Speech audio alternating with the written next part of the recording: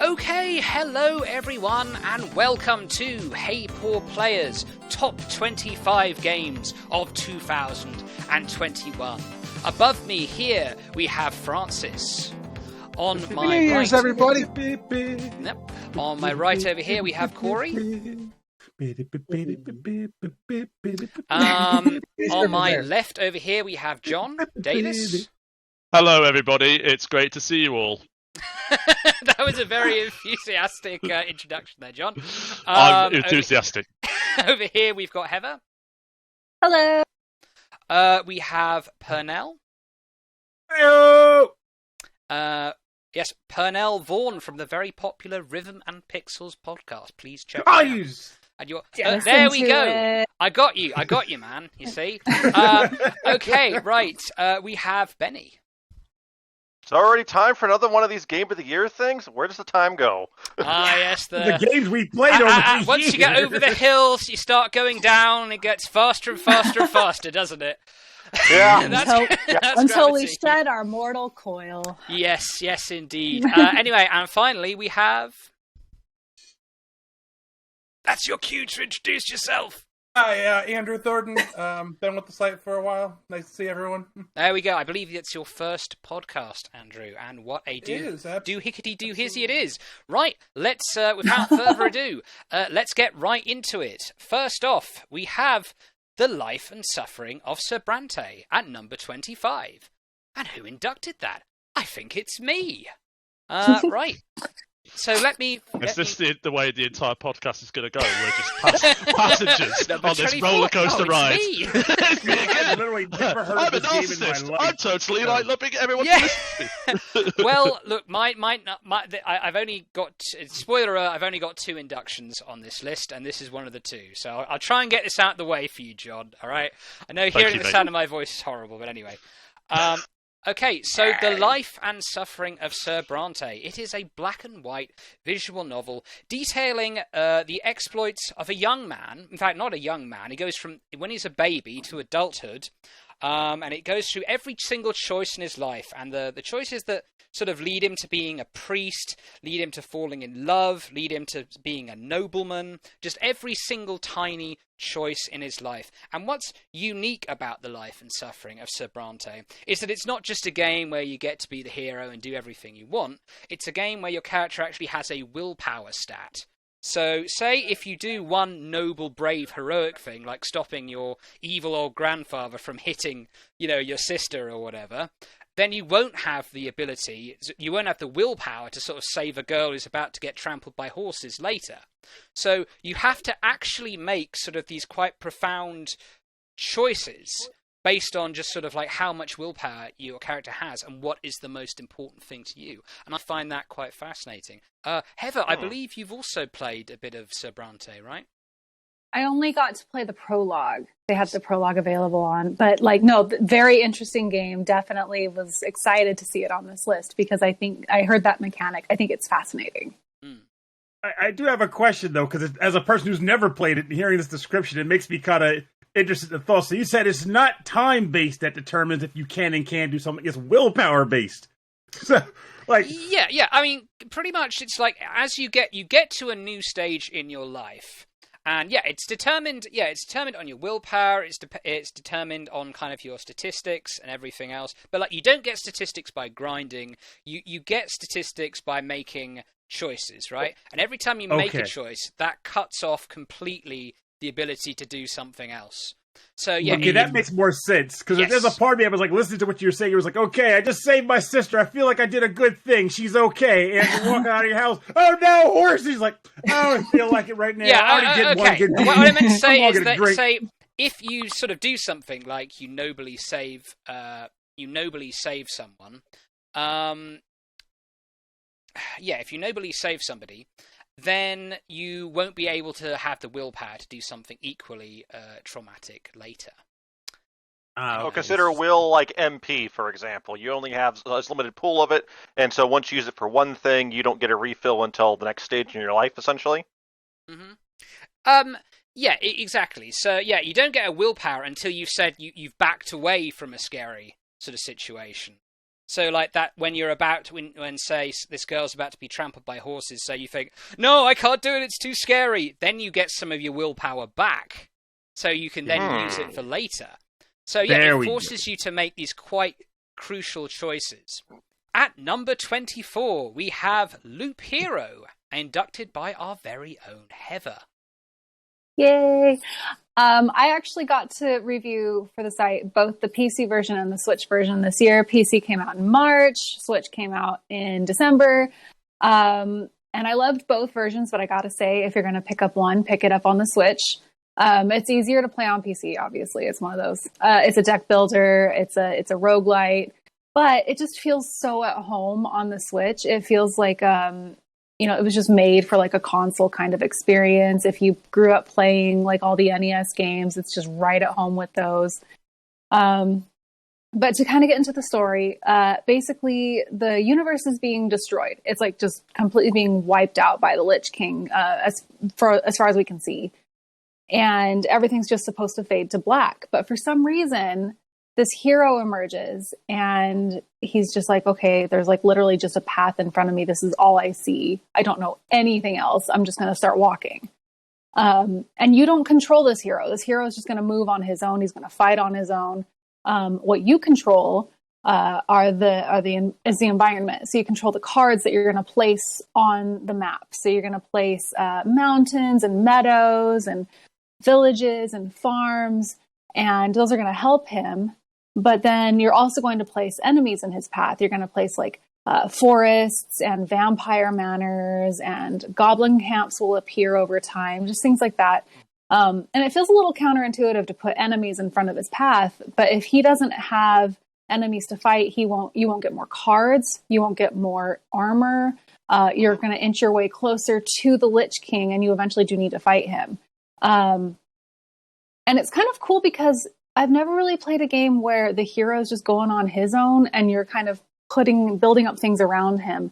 And he'll talk about it later where he's like, I'm suddenly remembering vampires again. Like that was normal in his world. I'm suddenly remembering that people existed. And it's kind of cool because you're like, yeah, I put those there. Like you're the universe. It's really a different experience. I started playing it last night. So it's a really intriguing concept. Like I've done the tutorial level, and I did like the one afterwards, and then I got to the first boss, and it's a really mad concept. That the whole universe is literally like it's just fading to black, and literally, like it's like, oh, I remember vampires, and it's like, okay, there's a vampire, and now you're gonna kill him, and now you're gonna kill like this goblin, and that's I'm enjoying it, and I hear what you're saying as well because I have it on PC, and I kind of wish I got it on Switch now because I feel like I don't want to play it for hours. I want to just play it for like half an hour or something like that, quick blast, put some cards down, and build some mountains and build a few meadows or whatever, and then clear off. I just think it's much better like that. I do. I feel like that's a good. Oh, go. I'm sorry. Oh, I was just gonna say, I agree. The Switch was good. You play a loop, and then you're like, oh, I gotta go make dinner, so you just kind of pause it and come back. Yeah, and I could say the Switch is the version that I've been playing it on too. And I think it is interesting to bring up something that touches on something that you said, Heather, in the future, where you mentioned with Inscription that the one thing that was weird is that it was hard to grasp what was going on in the game when watching other people play it. Loop Hero has an interesting mechanic in that based on how you put things down, where you put things down, and when you put things down, various extra events can occur. But the game, even with the tutorial, gives you no impression that this is going to happen at all. So there's this concept of having to learn how the world itself works as you play through it. Put down mountains and rocks in a certain formation, it becomes a giant mountain. And now there's a goblin village terrorizing a town for some reason. How'd that get there? But you do know there's a correlation. You just don't know what the correlation is until you click with it. Right. That and the equipment management to that game was just there's a nice relaxing addiction that comes from that. And even loss don't feel like a real loss. It's just like, hey, this is an experience. Yeah. And to touch on the equipment thing, what I loved about it is it's all really a balancing act, right? Where you're like, okay, well, this weapon is clearly superior. It's got higher attack, but then I'm going to lose my ability to have health regen every 3 seconds. And instead it's going to go down to 0.5 seconds. Well, I guess that's fine. And it's just all a really good balancing act on your end with the weapons, in addition to the balancing act with where you're putting the enemies, and really some of the best balancing I've seen, even just from the game itself, and then also how you as the player handle it. It's really well done. Oh, yeah. I'm saving for my Steam Deck next year, I think. Oh, yeah. I'll just say I haven't played it, but it sounds similar to the idea of one-way heroics, kind of in reverse. With one-way heroics, the world automatically scrolls forward, and so you are a hero, and you've got to constantly advance and deal with things. This, instead, you're controlling the world, like you said, and so it sounds like I like one-way heroics, so maybe it's one of those I'll pick up and give a try, just because that idea of having, something constantly advancing led to some pretty interesting gameplay experiences in that game. So yeah, I think you'd like it then if you liked one here, because it's literally the universe instead of the hero. Yeah. Okay. I need to go take one-way heroics off of my shelf because of you. Thanks for that. All right. Okay, right. So let's move straight on. At number 23, we have 2D and Top D, inducted by Josh. Does anyone have any views on 2D and Top D? All right. Go ahead, Heather. I was going to say, I played a game similar to it. I did not play this one, but just to kind of do an overview real quick, you play two characters. One is kind of in like a traditional, like a platformer, your standard 8 or 16-bit platformer, but then you can flip the view and you can actually look at the map from top down. So you get the same environment, but from two different perspectives. And the goal is often to get from point A to point B, often to get like a key or to just leave the area. And you have to work together to be able to do this. It's, got cute little 8-bit graphics. It's just an adorable looking game. Benny wanted to talk more about it. No, I'll just say just a little bit from Josh's perspective, because I'm good friends with him. Josh is a guy who really is passionate about indie projects, and this is one of the ones that he points out as like one of his, in his little blurb about it, that it's, an example of why indies are a good thing. And looking at the trailer, there is a lot of actual depth put into this, because you figure, I've gotten this little guy, I'm going to go ahead and jump. Oh, there's a pit of spikes. Well, now I'm going to flip the screen, have my other character come in, drop a box underneath there. You have a stable platform, flip it back, you can land on that and continue. And so it kind of combines 2D platforming with some like 3D puzzle solving.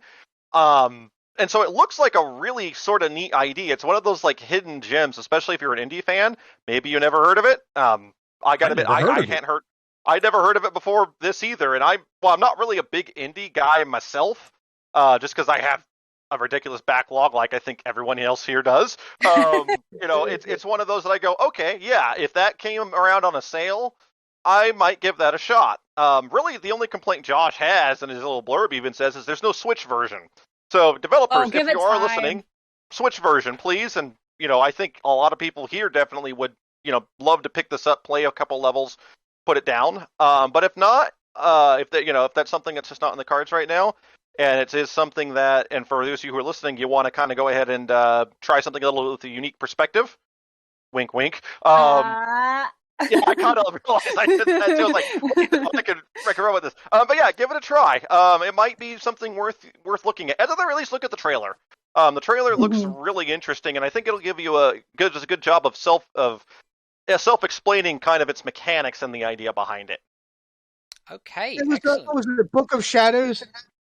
Yeah, Book of Shadows was really similar setup premise, but like completely different storyline. It was like exploring like this haunted manor, But like really like similar thing where it's like one person you're looking from one perspective and then you switch to the other.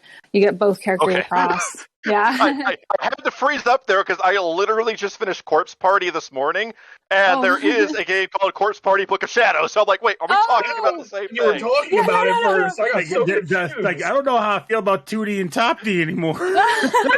No, sorry, I didn't mean to switch games. It's just that's exact similar premise when I played. Really good concept. It works. So yeah, if it interests you, yes, not that one. It's like 2D and Top D directed by Tim Burton. Exactly. Yeah. So it's a good concept. It works. If it interests you, I would say go for it. I'm ready. Okay, right. So let's move right on. Number 22. It's Blaster Master 03, inducted by Benny. Yes. This was, on one hand, a difficult decision for me because I had to cut 2 games from my picks. On the other hand, this was a no-brainer. The 2 games, that I'll just mention them super quickly, AU Senki Gold and Super Robot Wars 30. AU Senki Gold, long VN. Super Robot Wars 30, I wrote an 8,000-word review on that game because it's massive.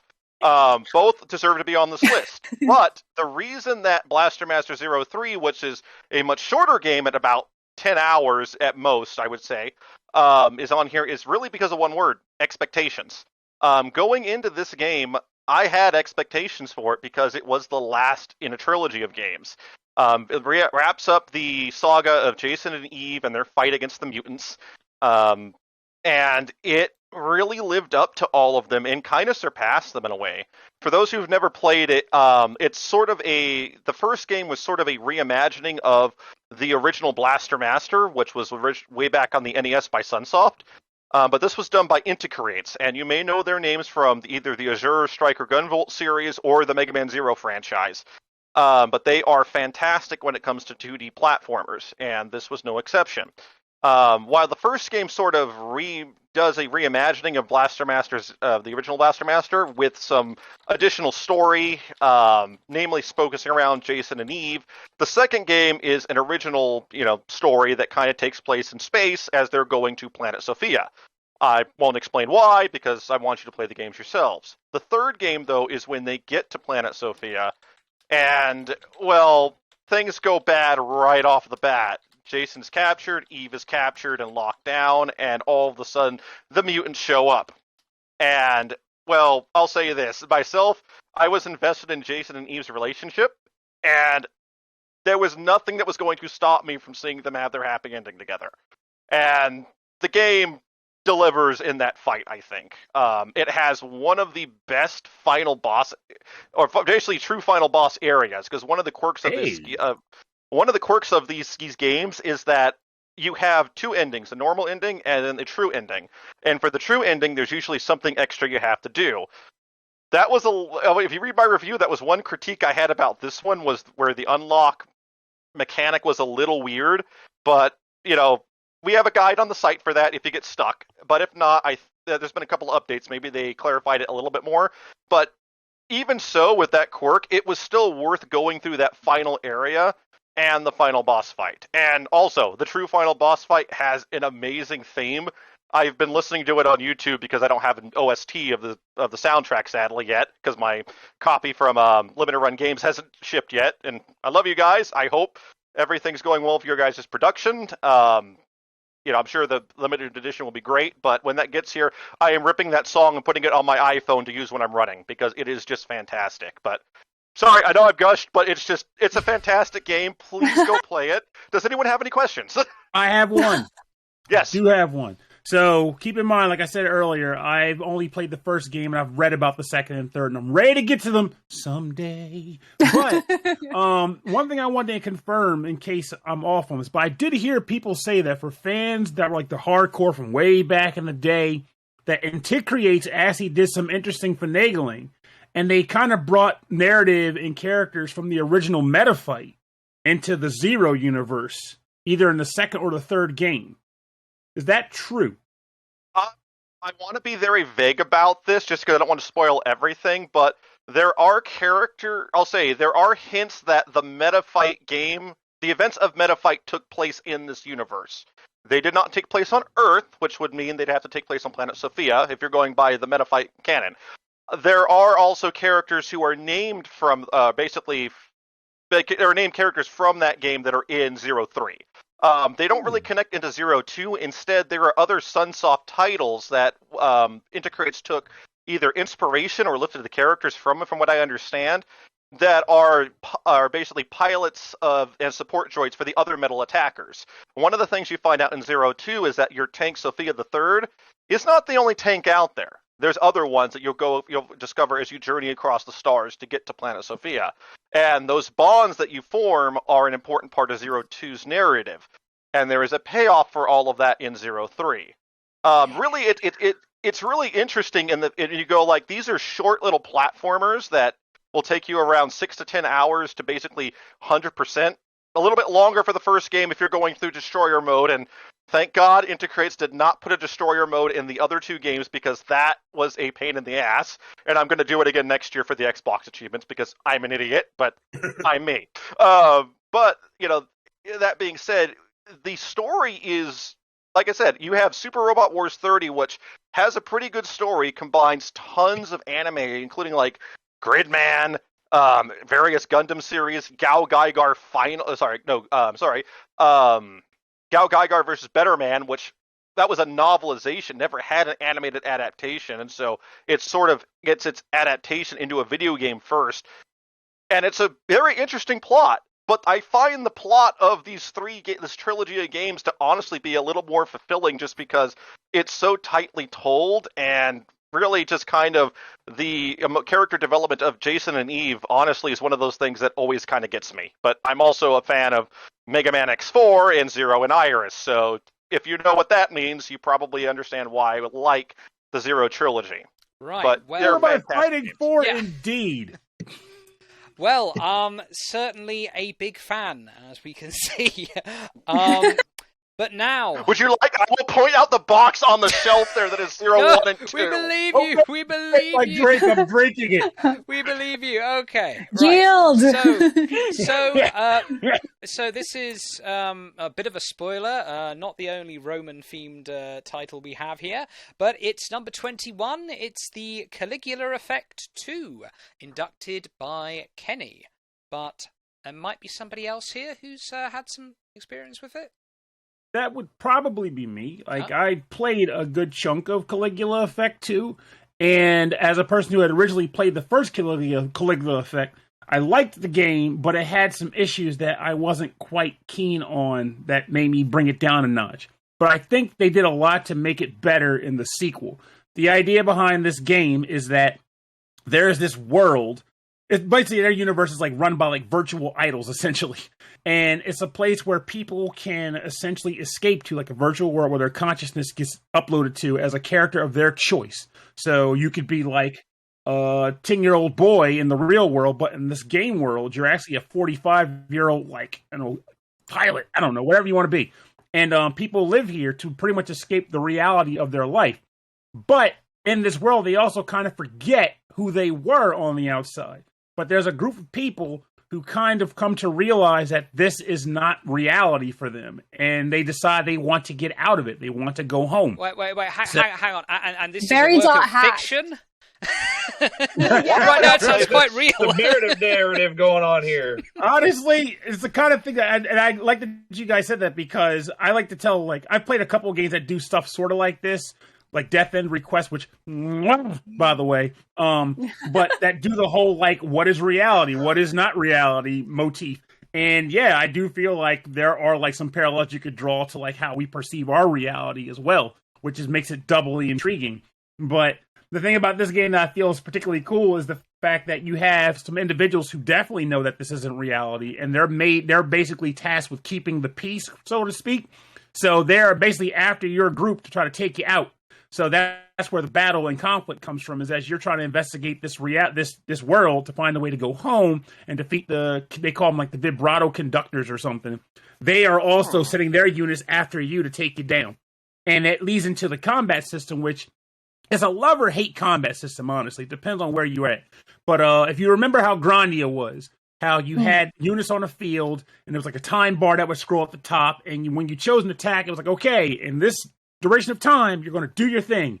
And you could kind of link moves together in that game to get, maximum damage and delay enemy attacks. Take that, ramp up to like 50, and you get Caligula Effect, because in addition to timing out, the moves and executions, you're also timing out when the enemy is in the air for an attack. So if you got an attack that does more damage while a guy is elevated, you're going to launch him up with one guy and have another guy firing shots at him in the sky, doing extra damage, and you're getting this crazy combo dance going on. Plus, there's counter abilities involved where you can say, hey, this guy's coming at me with a rush attack. I can stop him with a strike attack. And if it times it just right, we get free motions to just wreck shop on these guys. It's an addictive gameplay mechanic if you can get absorbed into it. But there's also some folks who might be like, no, I just want to press A and see my guys do their thing and move on with my life. And while they do have an auto battle thing in place for the game, I feel like by engaging with that, you lose a lot of what makes the game special in the combat. So that's a take that what you will sort of thing.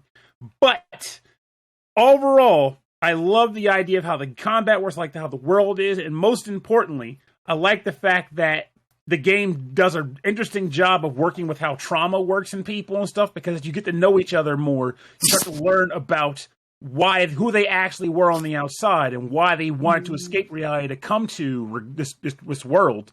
And some of the stories are actually pretty rough. But that is part of what makes it cool. And even the NPCs, though you don't particularly engage in them as harsh as well as you do with your main characters, they also, if you want to dive that deep, have their own narratives that are being followed as you complete their quests. And you can learn about who they were in the real world compared to who they were in the virtual world as well. So, do you have to play the first game first in order to play the second one? Yeah. Nope. You really don't, because they do reference the first game, because there's like a whole thing where it's like the villain, quote unquote, of the first game has some ties to the sequel and the people you engage with, but it's not enough of a tie that makes you go, I don't know what the hell's going on. It just makes you, it's more like it would make you curious. I like references. It would make you curious about the first game. Exactly. It's like, it's just enough to make you go, if I played the first game, this is awesome. If I haven't played the first game, okay, I know enough. Let's get going. You'll appreciate it a little more if you have the second one. Mm-hmm. All right, so I've got two questions then for you. The first is the combat system better than most of the compile combat systems, would you say? I would say yes. Here's the hiccup and the rub, and the one gripe I have about the combat system, essentially. And that is enemy variety. Because that ties into the usual compile art setup. Reuse assets. Reuse assets in the game itself. Like, they don't bring like weird frogs that can somehow fly because the game involves flying in combat. Dragon Star Varnier, which is Idea Factory, but still, like, it's more like you fight an enemy, he has this mechanic, and you're like, as you're going through this dungeon, it's like, okay, I'm having a lot of fun fighting these guys. You get to the next dungeon, it's like, why is he here again with higher stats? Give me new guys. I'm in a new place, right? Right. So like they do drip feed new enemies at you, but I don't feel like they do it quickly enough, and that hurts a little. But it doesn't ruin the game, and it's still a lot of fun to play. All right. So the second question I have, and we'll just be quick: have you ever played Criminal Girls? Yes and no, and that is on my shelf. I've booted it up, and I need to get down to business with it. The reason I was asking is because you were talking about trauma, etc. And for me, in Criminal Girls, there's actually a lot of sort of, I personally think, trauma as a backstory to some of these characters and how they deal with it is interesting. But we won't dive into that rabbit hole because I'm sure Jonathan would like to move on at some point with this. Otherwise, we'll go on for like 20 minutes. But I'll say this. I do question now why I haven't played this yet. This is something I want to put on my list. So next year, I might get to it, hopefully. It's a limited edition of it, and I wanted to try it, but I didn't want to play I did play the first one, so I wanted to play the second one if it wasn't super tied in. Since it's not super tied in, for sure. Yeah, it's not super tied in. You could totally get down to business. Yeah, I like that. Well, music to my ears. Well, let us not get too decadent like Caligula and discuss this too long. Let us move on. That was a bit of an awkward one, but it had historical value, so it's good. You'll get it. You'll get the next one. Okay, so next up we have number 20, Astalon, Tears of the Earth. Ooh, lovely title, and that's inducted by Purnell. Well, I'm gonna pull a backup here and just say, like, the one game that this did beat out, and it was a tough challenge, was Dungeon Encounters, which I could talk about another time, but it is worth playing for folks in a certain way. But as far as Astalon goes, the reason why I put this on my list and why I love it as much as I do is, so way back in the day, there was a game that I loved on the NES by Falcom called Legacy of the Wizard. And the idea behind that game was you were a family of magicians who were tasked with going underground beneath your house to an interconnected dungeon to explore, collect a bunch of crowns, and then fight a dragon and kill it, yada, yada, yada.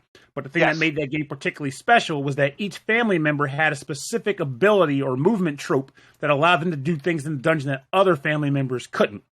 Astalon does a great job, and I'm 100% positive it was inspired by that game, because it's a very similar idea where there's a tower in their world that's spewing poison out, and is ultimately destroying everything around it. So these three heroes find their way to the tower, and now they are exploring it room by room to try to figure out what is causing it, which is basically Gorgons. They're the bosses in the game.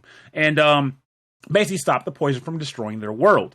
Now, you can originally change the characters at bonfires. And I won't say too much because there's other things I could be spoiling if I go too much into how this changes and adapts. But what I will say is each character at a bonfire, when you change to them, allows you to explore different parts of this tower.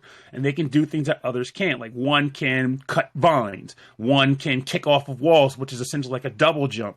And another one can throw projectiles, which allows them to knock out switches that the others can't reach. And as you're exploring, you get new artifacts that give these characters new abilities that will accentuate what's already unique about them. So they just become better versions of themselves. The music is phenomenal. Retro stylings. If you like retro jams, get your ass on this now. Oh. It was so unbridled that it kicked him from the chat. I don't know why it's doing that. Purnell, it was just It's too much definitely intensity, me. too much excitement. You broke Discord. I totally broke Discord, and my excitement is through the roof. Oh no, you said ass, like Discord, like the algorithm detected that. It had to kick you off. Get your bleep on this It game. probably saw my youthful face and thought I was a child or something. I don't know. Oh, my freaking Teaching me ears! naughty words. We've been demonetized. But like it's genuinely like a fantastic game. Like I love the experience. It actually got me inspired to start trying to record playthroughs to put on the internet. Like I was loving it that much. It's a gem, and it's not particularly lengthy. So if you're the type of person who's like, I don't have time for these 20, 30-hour epics, good news for you. You won't have that problem. And if you're the type of player that goes, oh man, I hate when I die in games, I lose progress. Well, guess what? You want to die in this game sometimes because that's the only way you can shop. When you die, you go to a place where pretty much the god of death sells you upgrades so that when you come back, you're better than you were when you left. Like, it's a gem of a title. That's a very capitalist view of the afterlife. When you die, you go to a shopping centre. Yeah. If anyone's looking for a PS5 or an Xbox Series X, maybe off yourself and come back. I swear to God, if that was get a PS5. If that was the That case, doesn't I don't have know how I'd those. feel. Like, well, where am I? Is this the afterlife? Yeah, but you're going to be reincarnated. Choose your buffs. It's like, I could become a business mogul with a nice, keen sense of income accrual, or I could have a PS5. PS5. I know where I'm going. The X3080? Shove it in electrical outlet. Come back supercharged. I'm just gonna pop down to hell for a bit and get the next gen console. It's worth it. Oh, God. And then you'll come back and there's a better one. Like, what did I do this for? Do it! But yes, Astalon, yeah, I feel like that is a game that anybody who's a fan of, and I should note the playstyles, 2D platformer, Metroidvania, quote unquote. It's less Metroidvania, more just like 2D exploration, so action exploration. But it's a fantastic game, worth your time, worth your money, worth your tears. Maybe not on the earth, get them in a napkin or something. I don't know, collect them somewhere. Don't let them hit the ground. But it's a fantastic game. I played it on Xbox, but I want to say it's on Switch and PlayStation 2, and also on You said Steam. the magic word, Xbox. I can play it for achievements now. There you go. Yeah, it's a So gem on there. I don't think they need to record a trailer for this game. Just record you talking about it for like a minute. Yeah, right. Get your ass on there now. Get your ass on this. Don't shut off. Whew, it stayed on. I was just playing Legacy of the Wizard last year, actually. It got a re-release in one of the Namco collections that came out early last year. And that really... it wasn't my favorite game, but it was really intriguing, those mechanics. So that makes me really want to check this one out. One thing I will say about that then, like, depending on what it was about that game that you didn't like, I would bet that this improved upon it. Because there were some quirks with Legacy of the Wizard being an old-style game that would drive you nuts. Like, you could get locked in an area and not be able to get out. And just not understanding particularly where you're supposed to go and what to do. This game handles all that better, I think. Yeah, I kind of recall growing up, Legacy of the Wizard was one of those games that everybody kind of considered to be one of those titles that you need Nintendo power to get. Otherwise, yeah, absolutely. I've never played it, but I remember the game from watching some of the earliest Let's Plays I watched, and just watching someone play through that, I went, yeah, you need a friggin' guide for this game just to figure out what you're supposed to do, but that was how games were made back in the day. Just like Mylan's Secret Castle. I hate that. Yeah, it was a good way to credit. Yeah, like, you know, you release games. You release games, and then in mind you're already thinking, wow, you know, they're going to make a killing on selling those guides. You know, Mylan was a fun side story, but this is really quick, I swear, John. Don't kill me. Okay. So, Mylan's Secret Castle, I never had a guide for that. I played it as a kid. I had a neighbor down the street who was like, she didn't have like any kids really at this point. She had a daughter who like was out of the house. So she was like, hey, you like video games? I like video games. So she would buy video games for me to play. And she would make me ice cream and stuff, but she liked watching me play through games. And one of those games was Mylan's Secret Castle. So she watched me get frustrated and freak out over that game because it was a pain in the A-bahum. Yes. And that music just like drills into your brain. Oh my God. The one thing that many people didn't even get to because it's far in the game and most have already quit by this point is there's actually a door near the top of the castle where, like, you're about to go to the final boss, but if you enter the wrong door, it actually sends you to the very beginning of the game. You have to run through it all over again. And I did do that. It was horrible, but I would play it all over again in a heartbeat. I also had that gray beard. The controller. That's where all this hair came from. Yeah, took it away. Never came back. Well, before Purnell's beard gets too much longer and greyer, we shall move on. Okay, at number 19 is Inscription, and it is inducted by our very own John Davis. Okay, so this is going to be a bit of a difficult one to explain, but Inscription is like unlike anything you've ever played. It's unlike anything I've certainly ever played.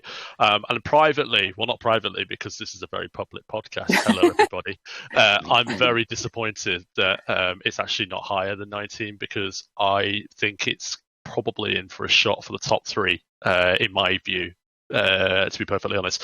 Now, like, you look at all the promotional material for Inscription, you think, like, deck builder, right? Straight away, like, you know, loads of playing cards, a kind of really spoopy aesthetic, and, you know, you just kind of think like that, but it's neither of those things. I'm trying to think how to say this without spoiling it. It's a deck builder, it's a roguelite, it's a 16-bit platformer, and it's also it's got an overarching meta-narrative about the video game industry in general, and it's packed full of creepypasta references as well. It's essentially, in my view, 3 games in one. It's absolutely mind-blowing and incredible. I've never played anything like it. The deck building aspect of it, I think it's strong enough to actually become its own card game. I played a lot of Magic the Gathering when I was younger. It kind of works in a way that you have like 4 lanes for most of the game, and you have to sacrifice a creature because you have like a beast deck, and it's packed full of squirrels, like other forest animals, like goats. I mean, wolves, grizzly bears, stuff like that, and you sacrifice each of them. They all have like a bigger cost depending on how more powerful the card is to get them on the table, to then start winning, you know, your card battle. But like the first part of the game is packed with so many like little secrets and so many little things like to really kind of, I guess, like take you away from the card, like aspect of the game and a deck building aspect of the game. It's just, I don't want to spoil it. I think you should just play it. I really just think you should play it, and I really think you should just like avoid as much as you possibly can and just play this game. It's just incredible. So, fun thing about that, it actually got recommended to me last night. And I think that's a large part of why it just wasn't even higher up on the list when I think about it. I was like, I don't think it got a lot of press in general, so a lot of us probably just never came across it. But when the person suggested it to me last night, I was like, I've seen that name somewhere before, but I can't place it. Turns out I saw it because you put it on the Hey Poor Player list. And that description sold me. But apparently it's only on Steam right now. Yeah, it's only available on Steam. I'm actually going in Steam right now, incidentally, but we're sitting on 41,000 overwhelmingly positive reviews at 98%. So it is definitely one you should not, under any circumstances, miss. It's just... if you don't mind me asking, is it a good entry point for people that never played deck builders? Yeah, I've never played a deck builder before this. Never. So, I mean, obviously, I said at the top of the entry that I played Magic the Gathering, right? But I never played the digital version of it. Back in the day, I went to this like proper nerdy shop where I'd like play with people IRL. It was pretty dope. I wish I could still do it now, but I'm a 35-year-old man and whatever. And I don't have Magic the Gathering. It's in my parents' loft. Pandemic thing. Your gray is showing. My hair's falling off right now.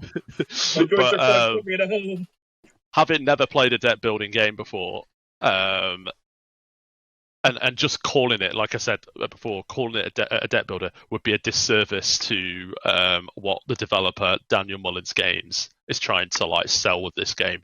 It's way more than that. It's like, those Russian dolls, right? Where you open them. That's exactly what Inscription is like. You take one layer off, there's something else in there, another game. And it 16-bit platformer. You take that off, and then there's like this meta narrative that like ties the whole thing together. I don't want to say anymore. I think you should just play it. Say no more. You already sold it. Yeah, it's already getting bought at the end of this episode. Good. You know what's funny is I've watched Markiplier, like his playthrough, right? Yeah. And I still don't understand this game. So it's like I like someone trying to sit and explain it, and I get that like some games are just better going in blind. But man, this has been a hard one to wrap my head around. So Markiplier, I watched. It's funny, right? So I'd actually watched the Markiplier videos myself, and that's what sold me to get it. Because when I saw the first 20 minutes, where I actually watched 20 minutes of the first video, and then I saw the whole like death mechanic, right? And that really oh, I actually quite like the look of this, so I'm not going to watch anymore, and I'm just going to go in blind. And like I ended up watching the rest of them anyway because I wanted to see how he played it. But having watched all 6 episodes of what Markiplier did. He's only scratched the surface of it. Like there is so much more like to that game than what Markiplier's YouTube videos to date. I mean, it's December 2021, right? There's so much more after that he's not like been able to demonstrate or show. It's a remarkable game. Really remarkable. Okay, so Inscription has inscribed itself upon our dear John here. That's certainly lovely to see. Okay, to number 18, Chicory, A Colourful Tale, inducted by Andrew. Yeah, I'll start saying Chicory is my game of the year. For me, it's the best game I played in 2021. It's you start off the game naming your character. Well, you don't know you're naming your character. It asks you what your favorite food is.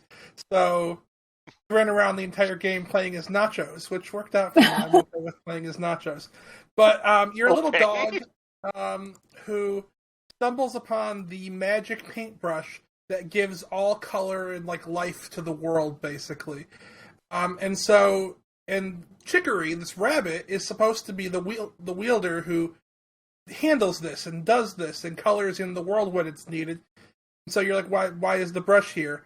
And you start going around, and you eventually meet Chicory and find out Chicory's burnt out. Chicory's tired of having the world on her shoulders. She's tired of having all this pressure to be bringing to life. She can't do it anymore. She's given up. She's thrown the brush away.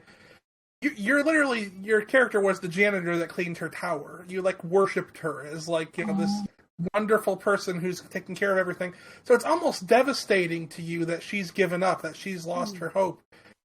At the same time, though, she's kind of, you're like, well, maybe I'll try it. And she's like, whatever, do what you're going to do. You know, it's like, it's not quite belief in you so much as that she just doesn't care. Yeah, whatever, get out. But you take it almost as sort of belief, so start coloring in the world. And, of course, in video game fashion, things go wrong, you know, but this is a game that explores a lot of... a game that's just beautiful and colorful and fun, and it is all those things. It's it plays very much like a Zelda sort of, you know, top-down action game. Not outside of some really creative boss battles that are unlike anything I've ever played. It's not really a combat game. There's no enemies throughout the world. It's very much puzzle solving and using the paint and coloring things in to make things happen. But despite how beautiful it can be, and it explores some really dark subjects. It talks a lot about things like imposter syndrome, burnout, depression, a way that's I personally found really relatable. I think anyone who's ever had any sort of like a creative outlet probably can find something to relate to there. Like, I talked about this a little in my review, how growing up, the first time I read an issue of EGM back in the late 90s, I wanted to review video games for a living. This is what I was going to do with my life. And from the time I was like 13, I was one of the top writers on a website, and I worked my way up for years, and I did this for years.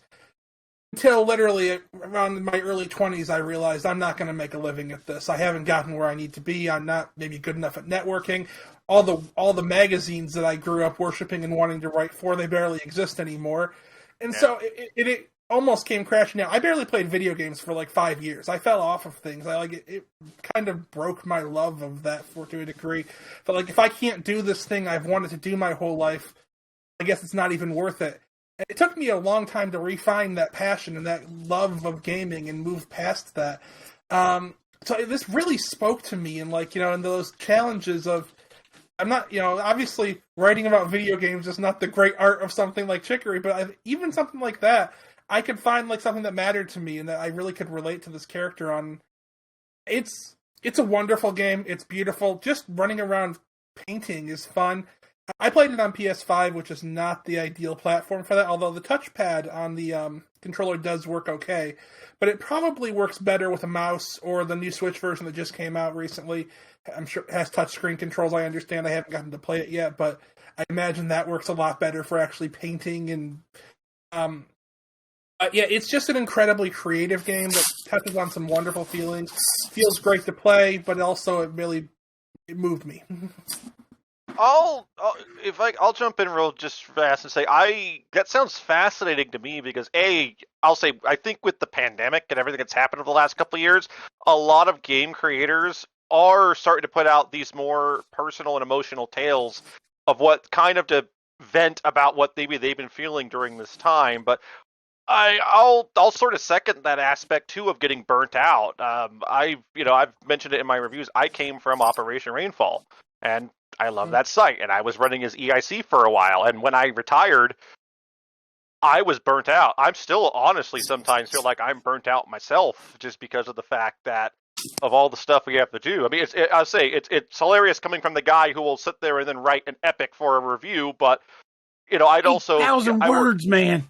Yeah, but it's like I work IT during the day. The last thing I want to do is kind of sit down and then start writing basically a review, but it's one of those things when in certain games I pick up and play, you just feel like you have to get out there and analyze it, but it's hard to do. So I could totally relate to this tale in an aspect of someone going through, that burnout, that depression. I've been there. I'm still sort of there sometimes. Sometimes. General side related to this, I'll say, and I won't make it long because I know. But like, I feel like when I ever had those burnout, and I've had these chats with Francis and stuff a lot too, just when we're hanging out. I feel like the thing that most makes it possible to pull away from the burnout is the connection. So Like, initially there was a moment where I would just, like, play my games, wrap them up, put it on the shelf, take the next one off, let's just play another game, and you're just churning through the fat. But if you're playing a game and you're discussing it with your friends, your peers, you're writing it for the site because you want people to engage your writing and talk about this game that you played, that adds to that sense of, well, this is what I'm getting out of this now. It's not just the game experience, it's the connection with others in regards to the experience that I had. And I want to see what experiences they had. Yeah, absolutely. I just want to call out too, real quick, the absolutely amazing soundtrack. It was composed by Lena Raine, who most people know most for. She did the soundtrack for Celeste a couple years ago, which was one of my favorite games. It was actually my game of the year that year too, and it's one of my favorite soundtracks in modern gaming. I think this is right there with it. And what's most impressive about it is this game goes in so many different directions, and it hits so many different emotional levels. Like there are. You can listen to the soundtrack on Spotify. I actually listen to it regularly still, even 6 months later. It hits cheery, fun, wonderful songs. Then there are dark, brooding, and then there's action-packed, like, you are going to the wall against these bosses. And it has to hit so many different levels, and it hits them all amazingly. I think it's right there with, like, Jet the Far Shore from my soundtrack of the year, actually. It's pretty amazing, so... So I got to ask the beat. I got to ask about this game real quick. So it's been on my, should I wait for a sale or jam this guy right now? What is your take? It's my game of the year. I would recommend playing it no matter the cost. But, I mean, I know it was on sale recently on PC and PS4. It'll probably go again relatively soon. So, but it's well worth playing. It's well worth the cost, I would say, even at full price. So, at number 17, it is Deathloop, and that was inducted by Francis. I had a lot of fun going through this one. As a big fan of Dishonored, it was cool seeing what Arcane Studios cooked up this time around. Deathloop puts you in control of Colt Vaughn, and you wake up on a beach in this place called Black Reef. With no idea how you got there. All you know is there's 8 people you need to kill as you stumble into a bunker with a bunch of pictures and documentation of where these people are. What's neat about Deathloop is it takes the formula of games like Dishonored, where you need to find these targets and analyze where they're at to find the perfect way to kill them. In that this game has, as the name so clearly states, you're stuck in a time loop. So you can travel to a few places per day before everything you've done resets and you wake up back on that beach. And the end goal of your game is to kill all of your targets in one day. And to do that, you'll need to analyze their routines, kill them to gain their powers on individual runs before you run back, so that you can eventually come back super powered and just time all their schedules to kill them all in one fell swoop and break the cycle. It's really, really fun. You start out pretty weak, but in typical roguelike fashion, as you take down your targets, you'll get a bunch of new abilities that make successive runs easier. So you'll get one power where you can mark numerous targets at once, and you kill one of them and they all die.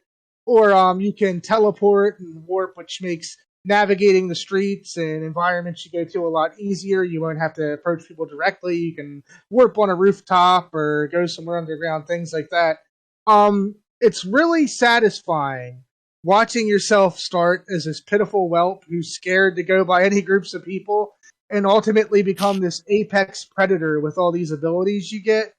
That level of satisfaction that clicks when you get these abilities is just phenomenal, and it really keeps you coming back for more. I just had a blast. Okay.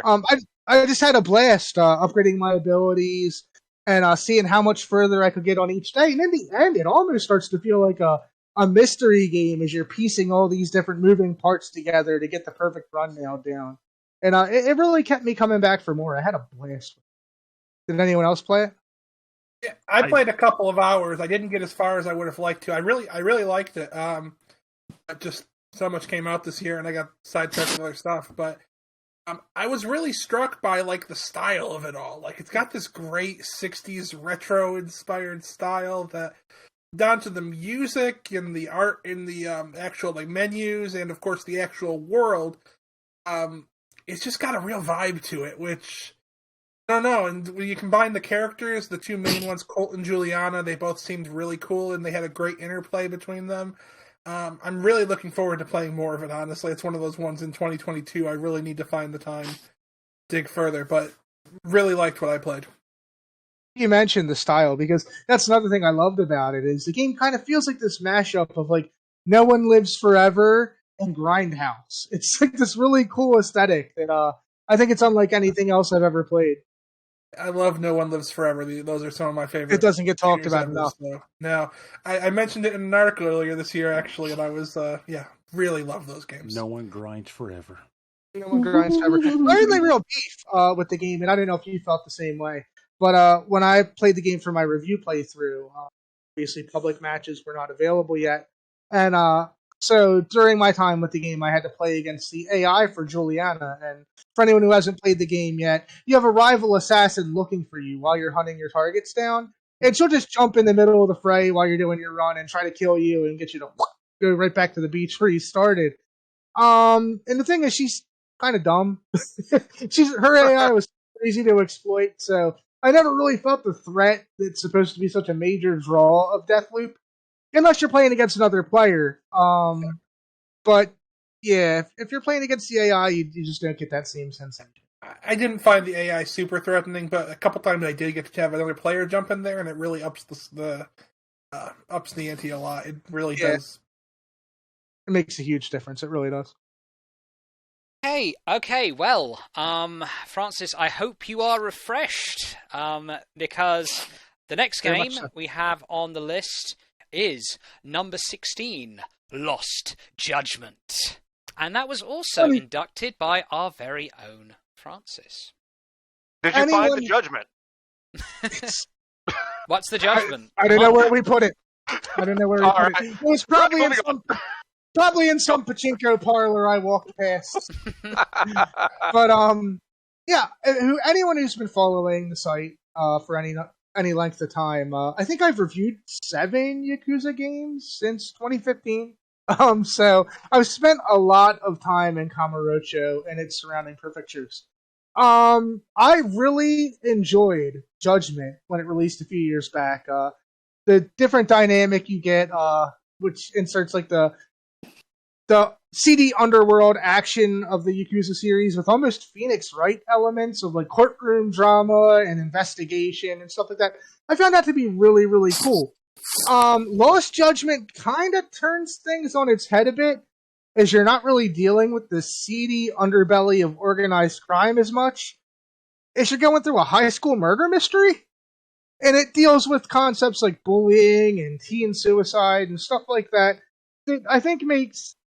Well, I don't think any of us here in this podcast probably had many friends kill themselves, growing up. It makes it feel a little more intimate and relatable, because I don't think a lot of us, run around in $1,000 suits, street fighting against hoodlums in their spare time. But seeing these kids go through some really heavy shit is an interesting direction for the Yakuza and Judgment series. It sounds more relatable to a Japanese audience, too, especially with their social constructs and norms at that age. It deals with a lot of that. Now, the tricky part when talking about one of these games is I can't really go into the weeds with the story, because I risk spoiling a whole lot. There are tons of surprises in this story. But one thing I can say is Private Investigator Yagami actually becomes a teacher at a high school where all these issues are happening. And that opens up the door for so many interesting situations that you would not otherwise see in another Yakuza game, because you end up hosting clubs at a high school. So you had the Murder Mystery Club, or the Mystery Club. You had a dancing club, which becomes a big rhythm game tournament. You can join a group of kids building robots and setting out in this SRPG-style battles against other robots that you can fully customize with different treads and weapons and things like that. You can go skateboarding at a skate park. It's just all these wacky things that you wouldn't otherwise see in a Yakuza game. And I thought it was super refreshing. You can probably beat the game in about 30 hours, but if you want to see everything these school stories have to offer, Jesus, you're going to dump another 20 hours in probably. There's just so much to do. Every one of these school stories has such a long arc, and it reveals so much stuff you'd otherwise miss if you don't dive into it. Yet it somehow still sounds more time accessible than previous Yakuza games, though, to be honest with you. When you said it was another 20 hours, I was like going, really? I played Zero this year, and my God, the PTSD from that completion. About 30 hours if you want to steamroll it. If you want to see everything that's involved with these school stories, I honestly think you can probably go the length of the game twice over. It's tremendous. It's such a huge part of the game, and it's surprising that so much of it is optional. But even if you don't want to do the school stories to their fullest, there is so much of the drama that you would love from the series. Ryu Gagotoku. Cut that. Yeah, I'm like biting my tongue off here. The developers has just crammed in another story that is just completely jaw-dropping with so many twists and turns that'll keep you on your toes. The voice acting, as always, both in English and Japanese, absolutely phenomenal. The combat system with its multiple branches is just so fun to expand upon and develop new moves. It is everything you want from one of these games and then some. My wife, who usually she'll watch the main story elements but won't want to sit there and go into the weeds of all the side stories, was there for my entire playthrough at dinner. Hurry up, we need to jump back in, hurry up, we need to play more Lost Judgment. It was, I think my full playthrough was about 70 hours, and we didn't finish everything there was to dig through. And I'm dying to go back for more. It was such a phenomenal game. I'll say this has been something. Both I got Judgment for my sister's husband for Christmas, and Judgment and Lost Judgment are something I've sort of been flip-flopping back and forth just because I know me as a completionist. I have to, if I pick it up, I have to finish it to like 100%. But kiss your life goodbye. Yeah, it's like exactly because I just went through Zero this year and tore my hair out with Mahjong and the climax battles. Funnily enough, it wasn't the legend mode playthrough that killed me. It was the climax battles that did it. But I'll say it's one of those that with that interesting concept and story, it's like I might just bite the bullet and jump back in just to go ahead and be like because that sounds fascinating to me, especially like him going and teaching. I'm assuming he's undercover teaching as a teacher. Exactly. So it's like in that aspect, you have to sort of be there for those kids while possibly having to investigate some of those kids or the people behind them. That's an interesting ethical debate just in and of itself. It makes for some very, very heavy moments throughout the story. And again, when you deal with these innocent kids, it just makes it, tug at the heartstrings just a little harder than it would when you're dealing with these, dirty, seasoned killers and criminals and greaseballs and shit like that. Which is saying something, because even when you play the Yakuza, I've only played Zero in Like a Dragon, and even those characters all had sympathetic, or for the most part, a lot of them had sympathetic backstories. It was really hard to paint someone as black and white. There was a lot of, as Like a Dragon goes through, there's a lot of gray in everything. So it is, to emphasize that point more in something like Lost Judgment sounds like it would be a fantastic and very interesting idea. So, can you just tell me a little bit about the combat, then? Like a Dragon jumped to the turn-based combat. Lost Judgment, once again, is a bare-knuckle brawler in its fullest when it comes to trading blows with enemies. You have 3 different skill trees you can level up, which determine your fighting style, so you can be more technical, more grapple-based, an outright brawler if you want. So if you're used to playing the traditional Yakuza games, this is going to be pretty much par for the course. The combat really doesn't do anything special. It's still very fun, but honestly, that's the one area. After playing Like a Dragon, I kind of wish this was turn-based. I do like the RPG style that game introduced, and love beat-em-ups as I do. The combat feels fine, but I did find myself missing the more methodical pace a little bit. That Like a Dragon introduced. Well, on the positive, if I understood correctly, they were saying that the Yakuza games are likely to maintain the turn-based aspects, and the Judgment games maintain the beat-em-up style. So we get the best of both worlds. Though we might not get another Lost Judgment game or Judgment Game, because of the contract dispute between Yagami's the actor for Yagami's agency and Sega, so they can't really strike a deal. So Hopefully they work it out. But they could recast him, right? It wouldn't work. It's Kimutaku, isn't it? Yeah. The it's not going to work. Yeah.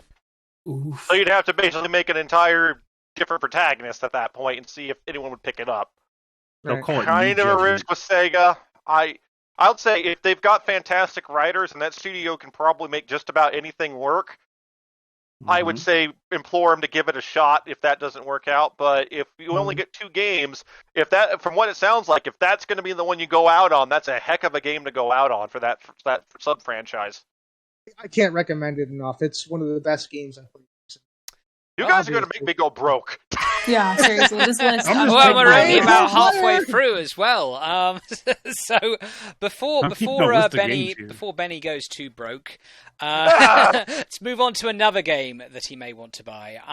Okay, so at number 15 we have Before Your Eyes, inducted by Heather.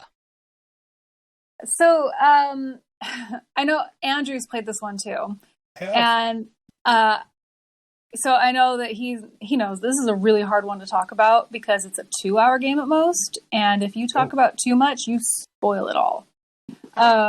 You have to. Okay, so I'll tell about the mechanic. Basically, you are playing through someone's memories, and the way to progress the memories is to blink, because the game uses eye tracking movement through your webcam. And if you blink, like, it'll just go through the next memory, and you might skip some stuff because you blinked too soon. So, like, it might be in the middle of a conversation, you blink, next memory. You might be like, and it starts from the beginning. The very first memory this person can recall, they're a baby playing on the beach and they see their parents and they're just, you blink again, they're in a bathtub and they see their little ducky floating by, blink again. It's just, they're playing through their whole life. And it's, how do I say this?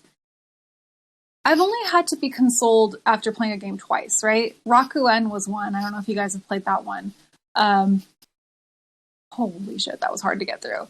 I would say this one was perhaps more, it really put you in the shoes of the character better.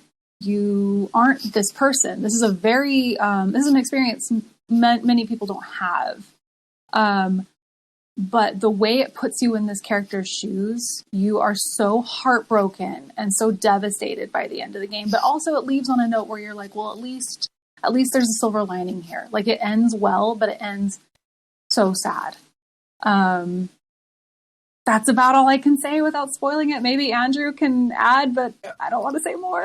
Well, I'll just say, like, it's incredibly emotionally affecting. I sat here in front of my computer. I played it at like midnight, and I was tired, and which didn't help with the keeping the eyes open thing. No, it doesn't help that I have Tourette's syndrome. Not a super serious case, but one of the things I do is blink. Actually, if I start thinking about blinking, I do it more. So, like, I'm sitting here desperately trying to fight my eyes open. Because I don't want to miss a part of it. Thankfully, you can adjust the sensitivity. I turned it down so that occasionally I could get away with a quick one and it might not move forward. And it worked out fine. Occasionally you miss something, but that's kind of the point, I think. You're going to miss things. That's very much intentional. But other scenes, like, something emotionally devastating is going on about this character's life and various points in it. And I was fighting desperately to keep my eyes open.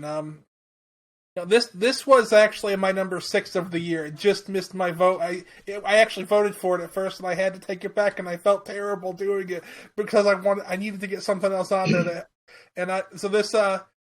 If we counted 6 votes, this one might be a little higher off the list. But it's an amazing game. It's something that is unlike anything I've ever played before, and there's not too many games I can say that about.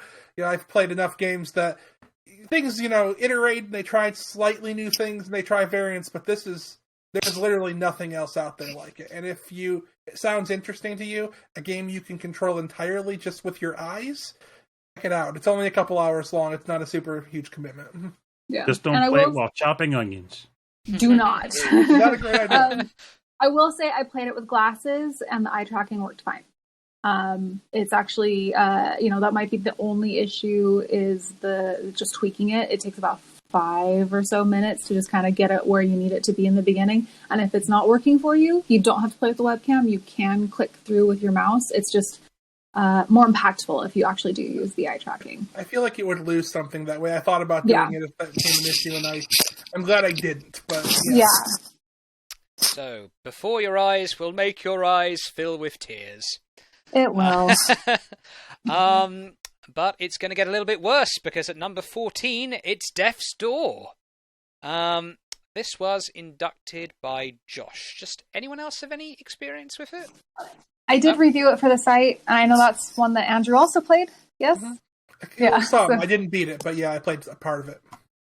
Yeah. I can just go through really quick just because I reviewed it, but then, again, Andrew can supplement. So, basically, this one, it's a roguelite where you are a reaper. Well, it's not really a true roguelite, is it? But it's a dungeon crawler, I guess, where you're playing a reaper, you're a crow, and it's your job to kind of go into these little like dungeon areas, and the souls that don't want to come willingly, you gotta get them. Yeah, like come on, guys, it's your time. But it's not like a creepy you're a bony like thing. It's like a corporate world. Like you're given assignments, and you got to go get like souls, and you can earn money type thing, and you keep the doors open. Like you have to go through these doors to get the souls, and this corporation kind of keeps the doors running. It's like a just a loop, an endless loop, and you're just like, okay, well, whatever. This is life. But what I personally loved about it is that everyone's been saying it feels like the older Zelda titles, and that's so true. It really does feel like you're kind of going through some of the which one would you say it was most like? I mean, there's definitely some maybe Link Between Worlds or Link's Awakening kind of vibe to it. It has very much almost a Studio Ghibli vibe to it. I feel like that's the feeling I got right away when I jumped in. Yeah. One thing that I love, I put this in my review. The two things that I love the most. One is the story, kind of writing, and the music. Just to touch up real quick on the music, I kind of got like Kingdom Hearts and Dark Cloud vibes. Like I could hear the Hollow Bastion theme. Like I'm looking at some screenshots. I hear Hollow Bastion from Kingdom Hearts. That was what I heard immediately. Definitely in the hub environment. Yeah.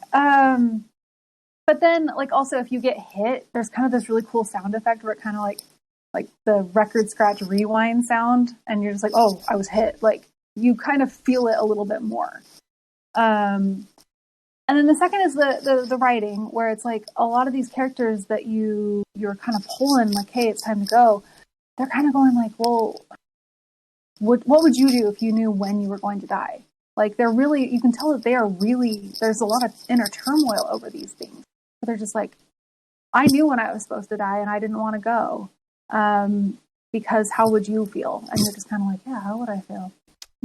Pernell, getting a bit of scratching on your mic. Perhaps it is your beard. I don't know. No, I don't think it's... Yeah. I just hold on. Thing lighten up a bit there. Heather, quick question for you. You're using the Apple EarPods, right? Oh. Yes. Is it me? You're using the wrong side. Heather! It was sort of... I was watching it, I'm going, why does it look like you're lighting up? And I was looking at your video, I'm going, wait, where's the mic? I was like, is it on the other side? I was going to say something after we finished this so we had a clean break. Let me be the jerk. It's fine. To cover mine, but the reason why mine is going off and on is because I think that since for some reason, I guess it may be the computer fan, but it thinks there's always voice activity on my mic. All right, so I've been muting myself back and forth just to keep it alive. No, it's apparently been me this whole time. I'm so sorry, guys. Oh, it's fine. Don't worry. You're still awesome. No worries. You were just trying to demonstrate that record-scratching effect you were talking about. Oh, okay. Well, do the audio get it? Like, are we good? Or yes, yeah. I mean, we got you speaking. We got a little bit of scratchiness, but it's. I'm fine. so sorry. I think it was we only really heard it in that last entry. Jay Heather. It was one of those when you shifted and moved. When you shifted and moved, that was the microphone sort of just rubbing against whatever was on your lap. And so in that last part, you were getting more excited, and so you were moving, and that's what was doing it. Okay, so I was like, I think that's what it was. We've got Inspector Benny here. He knows his stuff. I'm not an IT person, am I? I was like, I'm sorry. I didn't do it. Well, anything else you want to say about Death's Door?